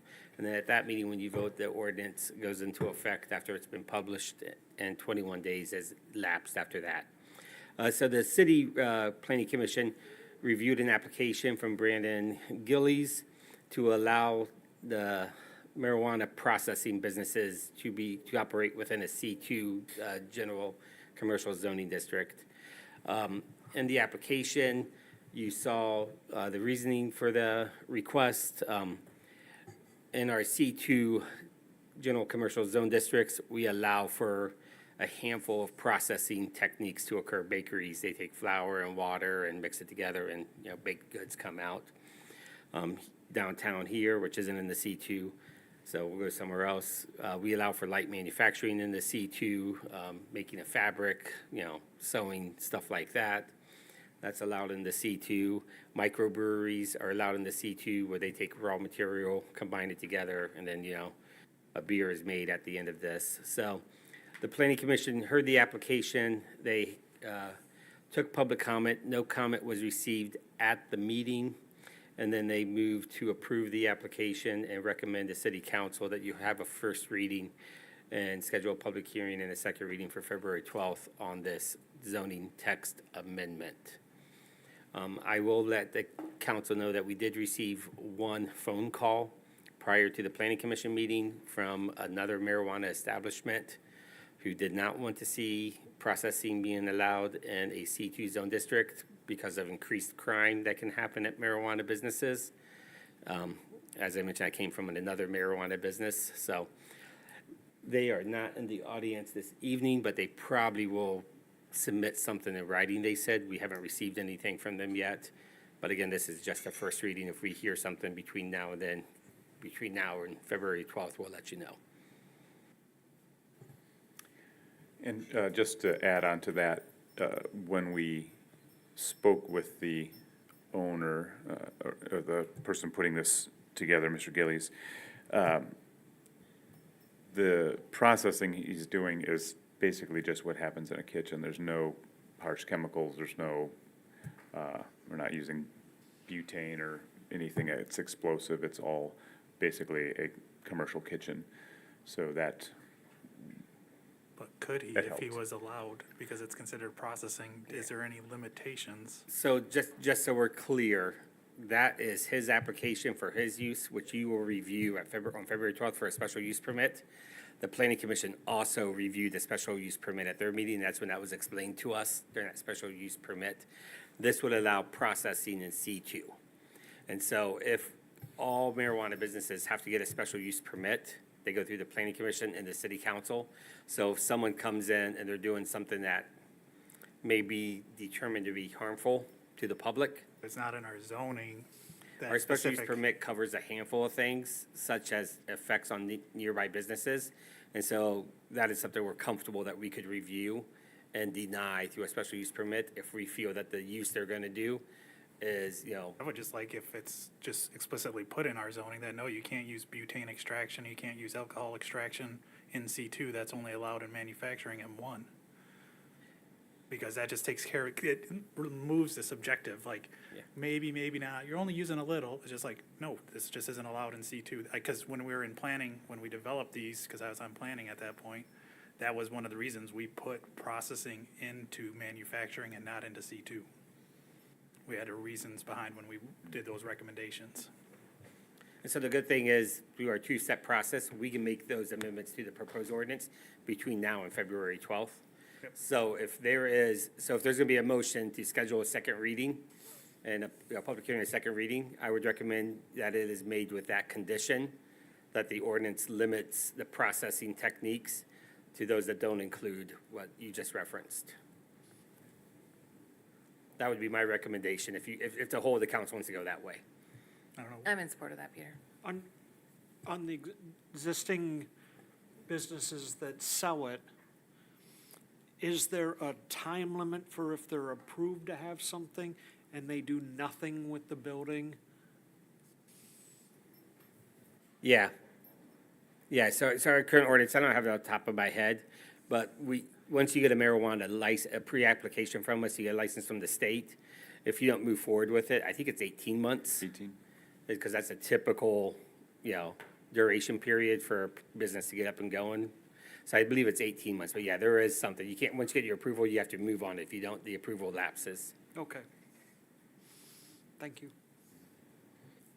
Any other questions or discussion on this? If not, can I get that motion? Do you want to make the motion? I'll make the motion to schedule a hearing for the second reading with the amendment to the zoning or ordinance, because this is an ordinance with zoning, to exclude the use of butane extraction and alcohol extraction, things that could become explosive in the C2 districts only. M1 could still maintain that. I support that. All right. Did you get all that, Joel? Yes, and we record the meeting, so it's easy for us now. So it has been moved and supported. All in favor, please signal by saying aye. Aye. Opposed, nay. Motion passes. Item 7B, first reading of ordinance 518 to amend Chapter 30, Vegetation of the City of Allegan's Code of Ordinances and scheduling of a public hearing, and a second reading of ordinance 518 for February 12th, 2024. Joel? Thank you, Mayor. So this is an ordinance that City Council reviewed in a study session before the holidays. It was requested that it be sent to the Public Spaces Commission for their review and approval. That occurred on January 10th, 2023. They reviewed this. They made 24, thank you, Parker. January 10th, 2024. They reviewed it. They made one small change, adding the word trees, and where we defined what park trees were. It said park trees are bushes or shrubs, and it doesn't say trees. So thankful Peter Savage caught that one for us. They reviewed, they approved it. We put it in the packet for a first reading this evening. Similar to the ordinance we just discussed, it's a two-step process. We can make changes between tonight and February 12th. The reason I am telling you that is this evening at 4:10, I received a email from the Allegan Conservation District. The only issues that they have with the proposed ordinance is the trees that we listed that are approved for the city. They would like most of them eradicated from the ordinance. The list of trees we have were the trees that were added in 2010, the last time the city updated this ordinance. And they have their own list that are more native to West Michigan, which is great advice. So I responded back to them this evening and said, hey, this sounds good. Do you mind? You know, they also want us to use the scientific names, not just the general names. The Public Spaces Commission wanted the general names. And they were like, please use the scientific names in ordinances. So I offered to work with them when I get back from vacation, and we will put together, you know, the correct list, or not the correct, but the trees that they're recommending. They are the experts in this field, and we should probably listen to the experts would be my recommendation. But we can still keep this ordinance moving forward. Only thing I'd want to see in it, if you're going to use orthological names, to include the common name as well, because it's nothing worse than to say this tree and nobody knows what it is until they go look it up and go, oh, that's a dogwood. Correct. We will use the common name and, you know, the scientific name as well. And then the other one would be my concern, which a lot of this was dealing with, was the maximum height of those trees and where they should and shouldn't be. And whatever their recommendations are, we would have to know kind of where those tree heights fall at, where the, Correct. And I can't recall off the top of my head the exact email, but I think they broke it down by, you know, small, medium, large. It did? Yeah. you want names to be scientific, but then small, medium, and large for the tree size. Well, they gave. I'm with they- ya. They gave heights. They said They gave the small heights. was 20 to. or 30 feet. 20 to 30. or Medium, whatever, 40 feet, large, 50 feet. The other cool thing in talking with the Conservation District was they also offered their forester to be a resource for us. yeah. Oh, nice. So I'm looking forward to building that relationship more with that, you know, organization. And so I do have a question. If we're gonna use the Conservation District for, their recommendations, why does Public Spaces have to authorize anything or give us written permission to use anything other than what's listed on that species list?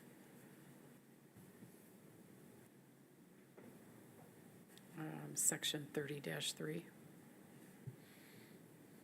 Or .3.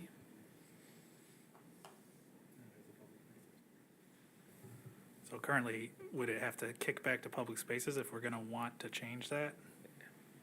So 30-3 reads, no species other than those included in the list may be planted as street trees or park trees without written permission of the Public Spaces Commission.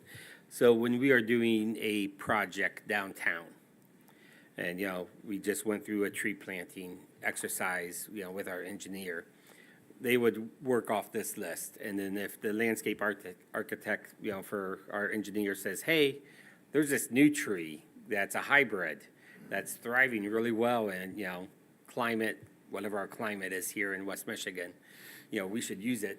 That's when we would just go to the Public Spaces Commission with a tip of the hat and say, hey, we'd like to add this tree to that thing. Administratively, I would also just reach out to the Conservation District and have that conversation on the side.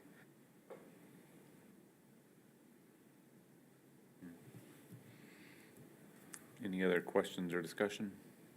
So I don't think I can support this because I noticed that there's not a requirement for a tree plan moving forward, and I think that's an important thing for a city to have. And also, I really want to make sure that we don't have any of these invasive species, and I'd like to make sure that's settled. But even the enforcement part, some of the changes, I'd like to see a little bit more of a definition of how we go about identifying infested trees. Like, does there need to be an arborist involved? Is there any recourse? Like, if I'm a homeowner and one of my trees gets identified, and it's not clear in here how that would get identified, but it sounds like I would have 7 days to remove it. What if I'm not ready to do that? What if I don't have time to do that? I don't see anything in here that sort of lays out how we're gonna fund, enforce, manage all of that. Well, our vote tonight is just to schedule a second reading. So we have time to clear those things up between now and then, if you'd be open to that. So, If that's something we can get, like, I mean, I'm talking like, I'm kind of expecting the public spaces to serve the role of tree commission and have a tree plan and probably have a budget so we know when we need to hire an arborist and that there's some sort of process around that enforcement that's defined. And I don't know if that's, it looks like this ordinance is designed to move in a different direction. So I don't know if those are changes that would happen. This ordinance is a Arbor Day Foundation ordinance for cities that participate in their Tree City USA program. So we utilized this ordinance, we utilized their ordinance in drafting this one. The Public Spaces Commission, which is the tree commission for the city of Allegan, reviewed and approved this ordinance, unanimously. So the citizens that advise council, went through this. The enforcement abatement, that will occur similar to all of our other abatement processes for blight. So like, if you have a dead tree on your property, it's been identified as dead by our DPW staff, and, we then issue the notice. A lot of the dead trees we have is usually the next door neighbor complaining about a dead tree in the backyard that's hanging over their property about to fall onto their garage. And they're like, hey, city, can we do something about this? Right now, we tell them it's a civil issue. With this language, we'll be able to say, yeah, we can go ahead, talk to that property owner, cite him, have it removed. And if, have them remove it. If they can't remove it, then we can, go ahead and abate, the issue. But that's also allowed in the current ordinance. To me, it's not clear what problem we're trying to solve with a lot of these changes. I'd really like to see that. We're trying list. to ensure a dead tree that's in the backyard of someone's house doesn't fall onto the neighbor's yard where a place set is and a kid might be playing at the time. That's exactly what we're trying to prevent in this. The current ordinance allows us to do that too. Yeah, and so we included that part because this is this ordinance was based off the Arbor Day Foundation, so it included that good work.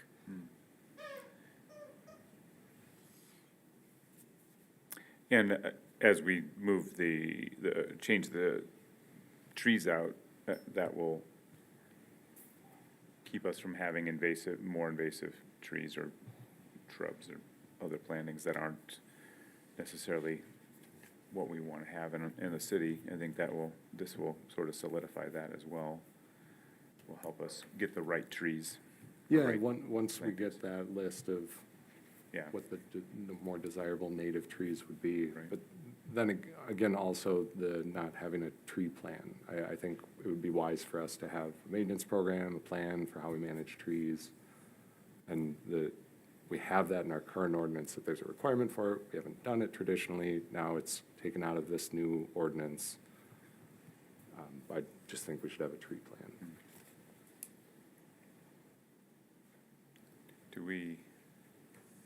Was there any discussion about a tree plan, Bill, as you guys?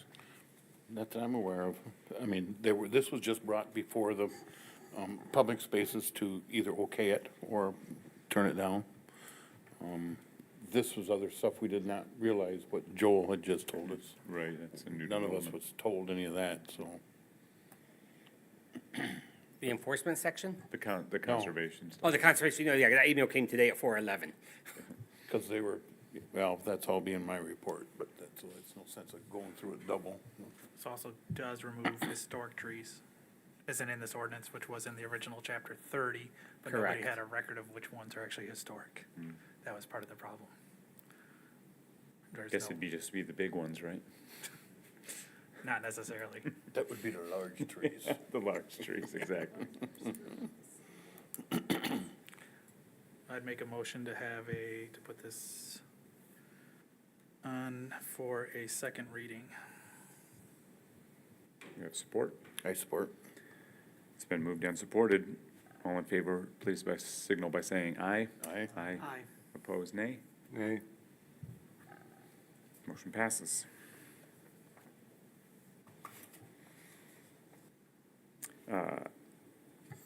We have item number 9, public comment. members of the public would like to come forward, please state your name and address for the record. So we know their residents or not. Brett and Mary Metamar, 247 North Street. So I read the last engineer's report on the Trestle Bridge, and it really kind of made me second guess my assessment of the bridge. So I did a little figuring, and that bridge is almost 10 feet wide. It's over 200 feet long. That means it's over 2,000 square feet. And I did some more calculations, and about a square foot of snow is approximately 12 pounds. But if you called that 10, because it's an easy number, that means for the last week, there's been over 20,000 pounds on that bridge. Now, to me, when I see a bridge hold that kind of weight, it doesn't make me think that pedestrians are gonna cause any sort of imminent failure, which is what the engineer said. Anything else? No? So, and I guess I don't know what the plans are for the bridge, but if, I guess if you're gonna replace the whole thing, maybe it doesn't matter, but if you think that maybe fixing it is a viable option, it might not be a bad idea to remove some of the snow that's on there. All right. All right, thank you. Thank you. Any other public comment? All right, moving down to item 10A, request from Allegan Folklife. Joel? I do not see Leah in the audience. I do not either. The application was in your packet. Again, this is to reserve Mayhew gazebo for their annual or weekly concert series, Good Times at the Gazebo, on Sunday nights, Saturday nights. Thank you, Parker. Yeah, the request is in there for Each week. That's wonderful. I wish we could have just told her she had to just write the date with a dash, Saturday nights, but, you know, she's a great person. So, yeah, this is just a request that they could use it free of charge. Right? Thank you. And this is what we've done the last several years. Correct. You have any discussion on this? Yeah, It's a good thing that it's been going on. It brings people downtown and brings a lot of people downtown. seems to have been working fine, and we're not having to run it, so that's even better. Mm-hmm. Yes, says Joel and Parker. Says Parker. He would be the one running it. I'll make the motion to approve their requests from Allegan Folklife to continue the Good Times at the Gazebo series with the requests in the packet. I'll support. It has been moved and supported. All in favor, please signal by saying aye. Aye. Opposed, nay. Motion passes. All right, reports from boards, commissions, and city offices. We'll go to item 11A1, Downtown Development Authority for the January meeting. I will take this. We, because it's the beginning of the year, we elected a chair, vice chair, and public spaces liaison, and we re-elected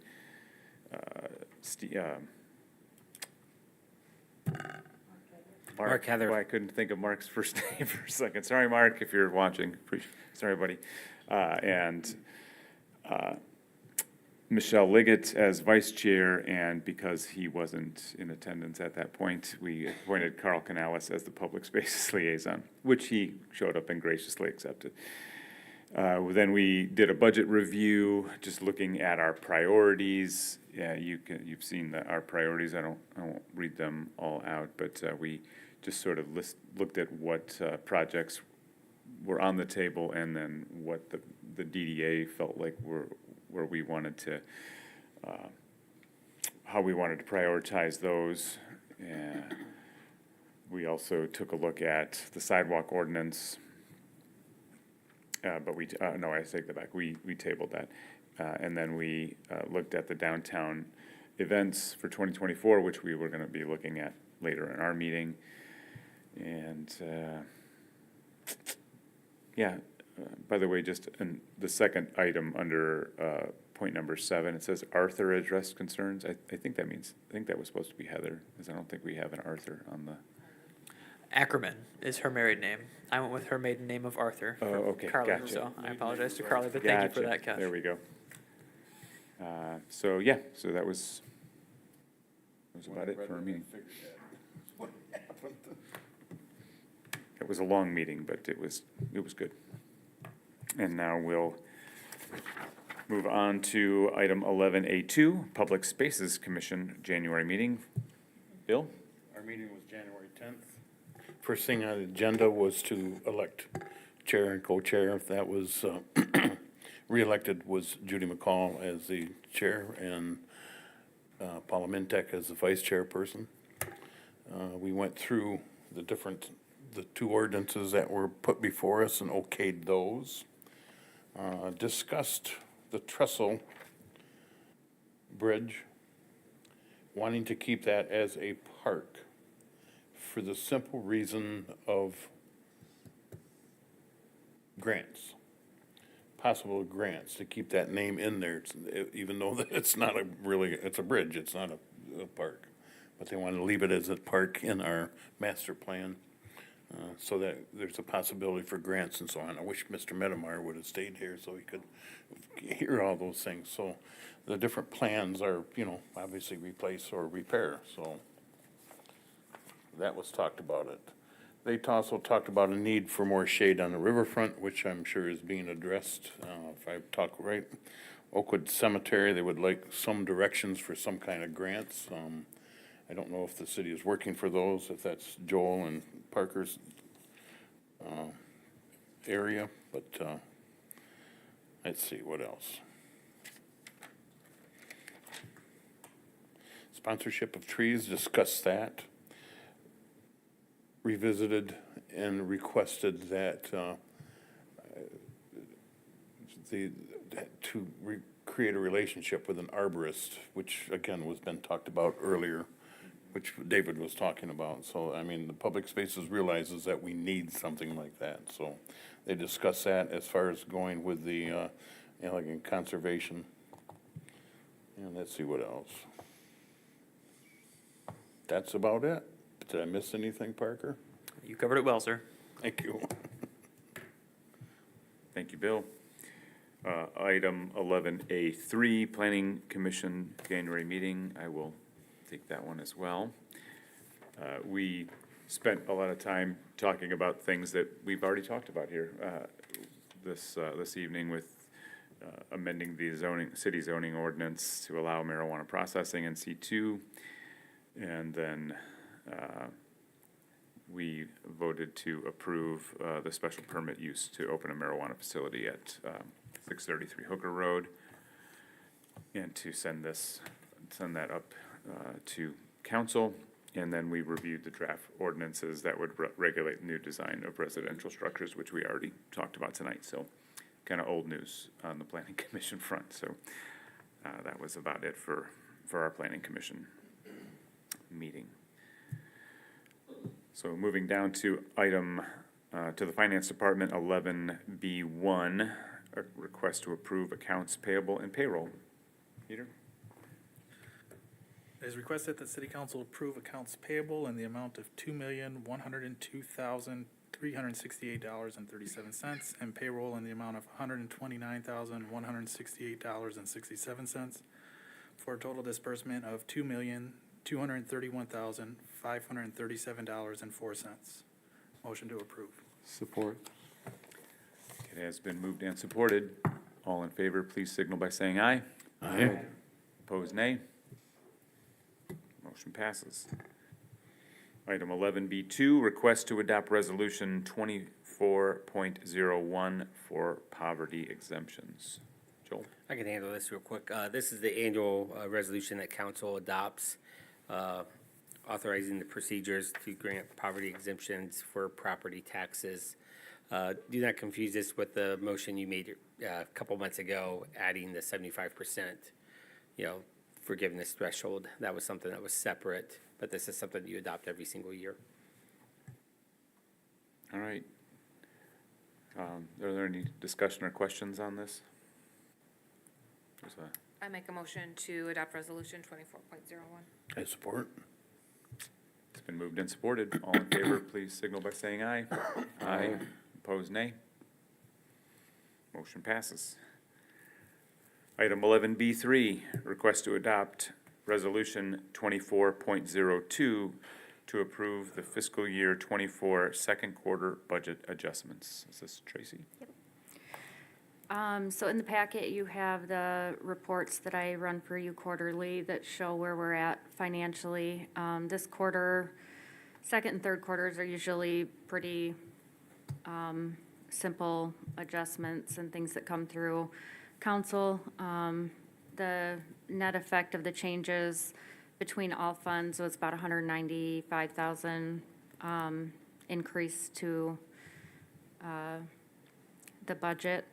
One other thing I wanted to point out is that I added on the budget adjustment recommendations for the revenue and expenditures. I left, instead of doing them just quarterly and including what was adjusted this quarter, I have the first quarter budget adjustments, the second, and you'll see the third and fourth are left blank right now. And then in the columns further over, it shows what our total budget adjustments are and what our final amended budget is as of to date, along with year-to-date actual expenditures. So I just wanted to point those things out. Everything is either rolled over from 2023 budget, or you've approved at council, and if you have any specific questions, I can answer them for you.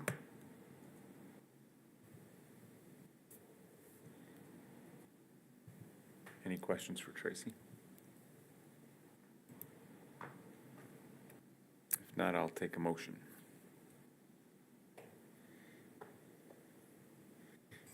I'll make a motion to approve resolution 24.02 to approve second quarter budget adjustments for fiscal year 24. I support. It has been moved and supported. All in favor, please signal by saying aye. Aye. Opposed, nay. Motion passes. Thank you. Moving down to 11E, Public Works. 11E1, request to authorize a purchase order for Abonmarche for design engineering for Ely Street in the amount of $48,950. Yeah, I'll go ahead and take care of this, and Dan Donbass, what's your title, senior engineer? Yeah. Grand Poobah. Chief engineer, main engineer for Abonmarche, our main person, the gentleman that, oversaw and designed and helped us with the downtown streetscape is in the audience if there's additional questions. Ely Street is scheduled for rehabilitation in the next spring. We received a $385,000 small urban grant for this project. The total cost is roughly $720,000 for us to do this work.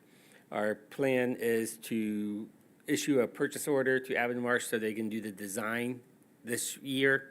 We'll go out for bids in December, and the construction will happen in the springtime, which will be great as we're constructing that kind of in line when the roundabout's gonna be done this year. So as the roundabout's finished, we're gonna hop onto this road. So all the main roads, coming into that intersection is gonna get refreshed, which is, I think, really good for this community. We will be doing, as I mentioned in the report, a second PO for Abonmarche for the actual construction engineering, which is the construction management, overseeing the whole process as the work's being done. Any questions for myself or for Abonmarche, Dan? Sorry, I didn't mean to call you Abonmarche, Dan. That's how we all know him. Dan Abonmarche, yeah. No, Dan Donbass. Anything? If not, I'll entertain a motion. Support. Forgot to turn it It on. it has been moved and supported. All in favor, please signal by saying aye. Aye. Opposed, nay. Motion passes. Item 11E2, request to adopt Resolution 24.03 to decertify Trowbridge Street from the Act 51 Certified Mileage Inventory. So speaking of the downtown streetscape project, you will recall that we took Trowbridge Street between Locust and Water and converted that to a pedestrian plaza. What that meant is that we could no longer count that stretch of the road in our Act 51 funding from the state of Michigan. So we have to pass a resolution that decertifies that stretch of the road. It's a .03 miles long. It will result in us losing approximately $145 a year in revenue from MDOT. Since cars don't drive on it, we can't get Act 51 funding for it.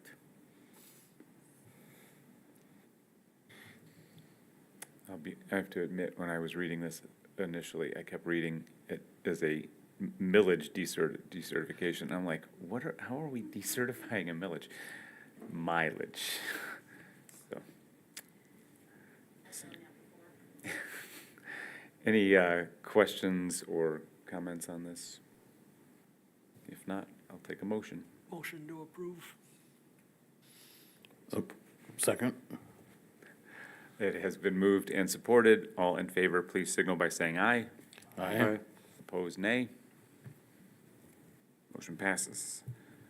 Item 11E3, request to adopt Resolution 24.04 to adopt the City of Allegan 2024 through 2028 City Parks and Recreation Plan. Joel. All right, I will go ahead and cover this. Every 5 years, we need to update our Parks and Recreation Plan.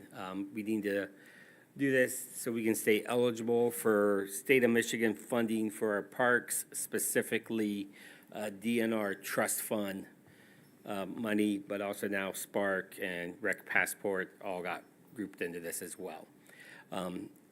This is a plan that staff developed in-house with the assistance of the Public Spaces Commission. We've done a 30-day public comment period per the requirements of state law. The Public Spaces Commission reviewed this at their January 10th meeting. This is Parker, make sure I got the right date there, because Parker staffs those meetings for us.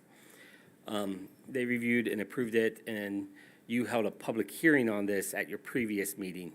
Tonight, you will be adopting the resolution, fully adopting this, and then Parker will go ahead, complete the rest of the plan, which means taking copies of the minutes, copies of the notice in the paper, attaching them as appendices to this report, and then submitting it to the DNR for their records.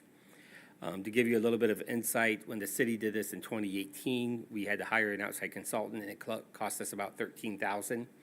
Right now, these plans are going for about $20,000 to do on the market.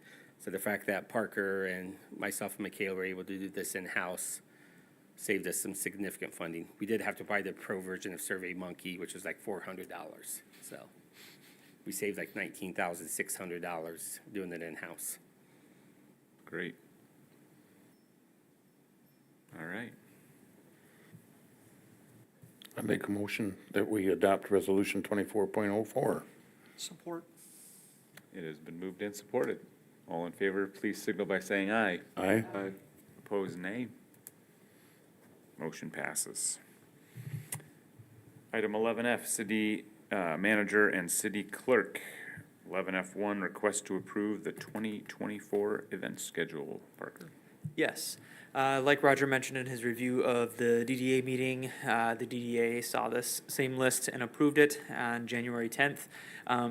Typically, we like to go in order of the Positively Allegan Board making its approval and recommendation, then the DDA, followed by the City Council. However, the Public Spaces Commission could not get, the Positively Allegan Corporation could not get a quorum at its regularly scheduled meeting at the beginning of the month. So that will happen on Wednesday. So they will be the final approval after your hopeful recommendation tonight. So as you can see on the screen, The list is exactly the same as it has been for the past 2 years since we added the Fork in the Road food truck rally. And then the visual that you see on the screen is basically just a really quick updated edit of what was done in 2023. What will actually be published and put out will probably, hopefully, look a little more refreshed than last year's. So.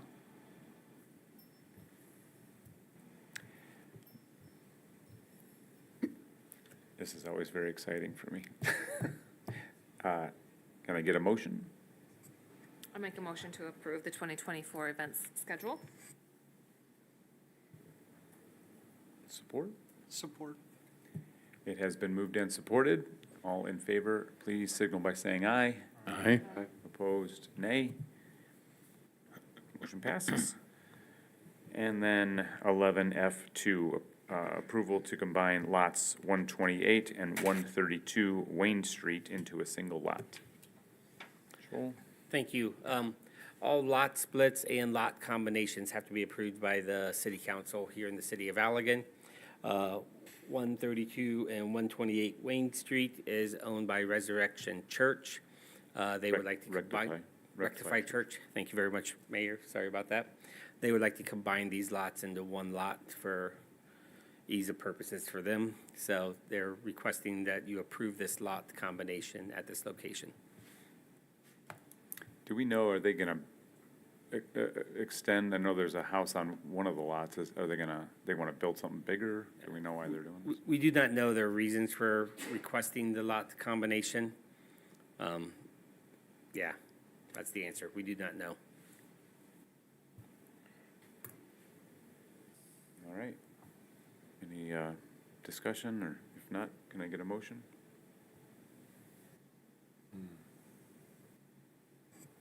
I'll make the motion. Second. It has been moved and supported. All in favor, please signal by saying aye. Aye. Opposed, nay. Motion passes. Item number 13, communications from city manager, council, and mayor. Joel, anything from you down Yeah, there? so I'm gonna go ahead and kick off because Parker's gonna add some stuff to it in a heartbeat. I just want to remind council that I am out of the office starting 20 minutes, hopefully. And then I will be back Tuesday. So we're flying out of Detroit, and Tracy Stahl will be the acting city manager in my absence. And it's one reason why I'm dressed down for tonight's meeting is we're leaving as soon as we are done for Detroit, so. Gonna have to race the ice storm. Yep. Changed our plans this afternoon when we saw what the ice storm was gonna be like on 94. So I have a question for you. Yeah. And there's probably a reason. But Parker is the assistant city manager. Why isn't he the acting Yes. city manager for this? Sure.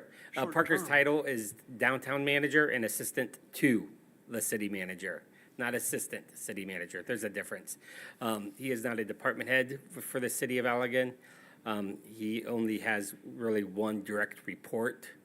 In my absence, a lot of the day-to-day stuff I deal with is associated with the finances, the budget, and Tracy is more than qualified to serve in this purpose, this realm when I'm gone. Okay, I just wanted to Sure. thank you very much. Sorry, Parker. That's a good question. If you're a fan of the office space, we have a fun time at our office when Assistant to Parker's the the city to manager. the city manager.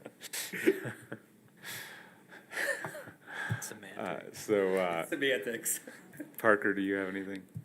Just a quick note, just some stats. I know it was brought up at the top of tonight's meeting, the study session about the DPW's efforts during this snowstorm that we had.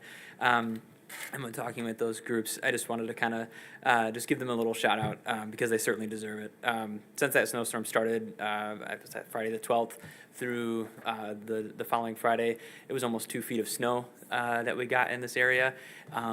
That crew worked over 80 hours during that time frame, plowing all of our streets, running 2 sidewalk plows to clear all the sidewalks through our neighborhoods. We contract with a service to help clear the downtown, so that helps alleviate a little bit of that effort too. But making sure that those piles, like you mentioned, Roger, were removed from the downtown too. So they really put in some work. And then I forgot to, they also cleared the airport runway, which takes, effort as well. So I know that group is very proud of the work that they did this week, as they should be. And hopefully if you see them around town, you can give them a pat on the back because, like I said, they deserve it. So, and I will let them know that it was mentioned too at this meeting, that their efforts were acknowledged, so. Good. Tracy, anything for you? I'm all set. Thank you, Dawn. Great. Teresa?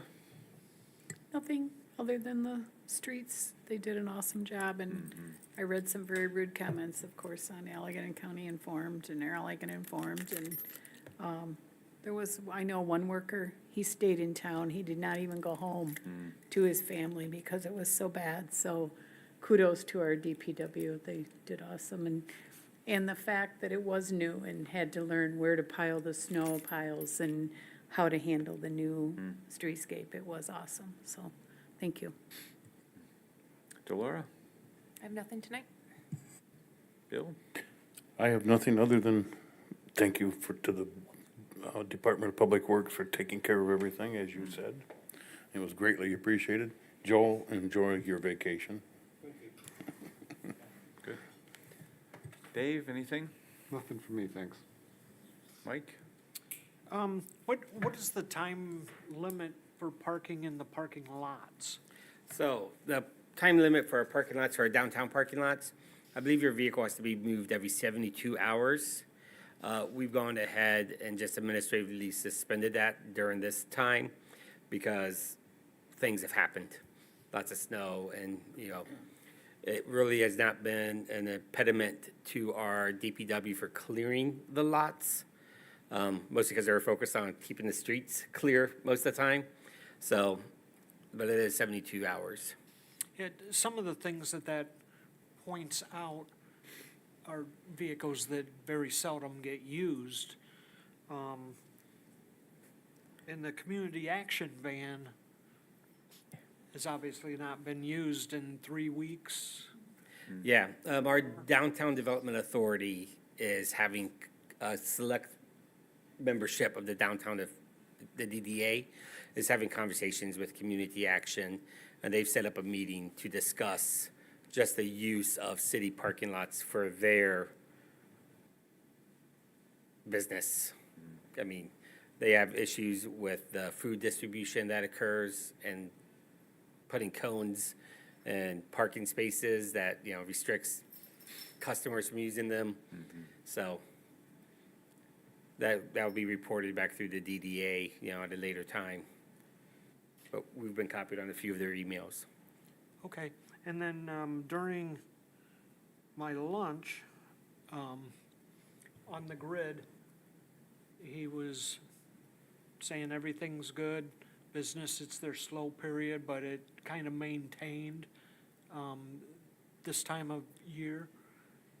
He said the only issue that he has is the snow in front of the dumpsters, that he has to walk through 3 feet to get it thrown away. Oops, sorry. Right in front of the dumpsters over there.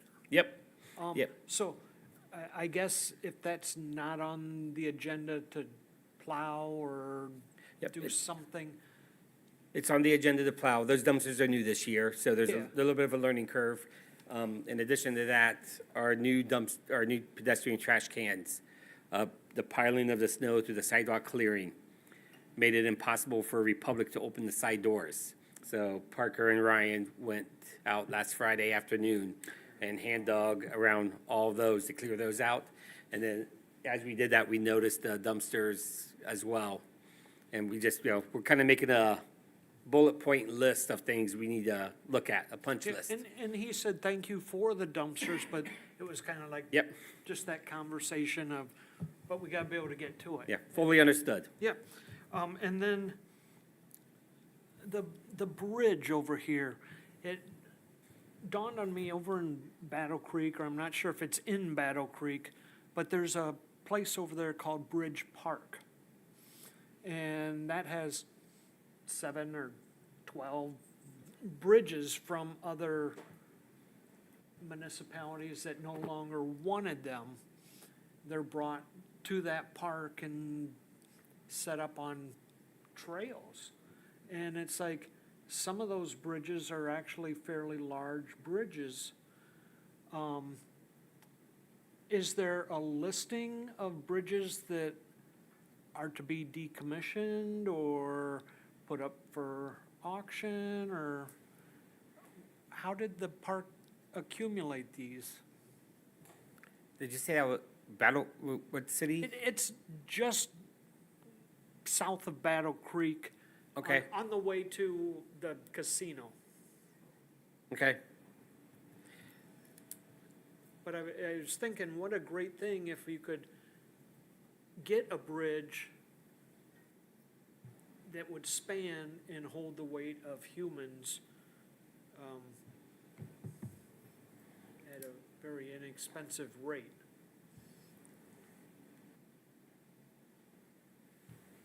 All right. Thanks, Mike. Peter, anything? No, just thank the DPW for clearing the streets and trying to keep up with the snow. And, you know, they did a pretty good job at it, I think, so appreciate them getting out there in the inclement weather and taking care of it. Yeah, it really, when you think, we just had this streetscape done, and this was the first significant snowfall we had since the new streetscape. So talk about learning on the fly of where to put all this snow. We, unfortunately, the 7-foot-high, 70-foot-long pile of snow is in front of our offices. We just came in and laughed, like the first day we came in. So it was so ridiculously large, but, you know, we had the conversation of, they're still trying to figure out what to do, and even in the best of circumstances, there was no good place to put all that snow. So they did a great job, and it really didn't impact us. Like, we cleared out the handicap parking spot at the very end, but yeah, it was just, they did, you make do when you're in an emergency, and they did a great job. We could have made a sliding hill out of that thing. It was huge, and now it's gone. Yep. So, that's all I have. Thank you, Joel. Enjoy your vacation. And if there's nothing else, I will adjourn the meeting at 7:59.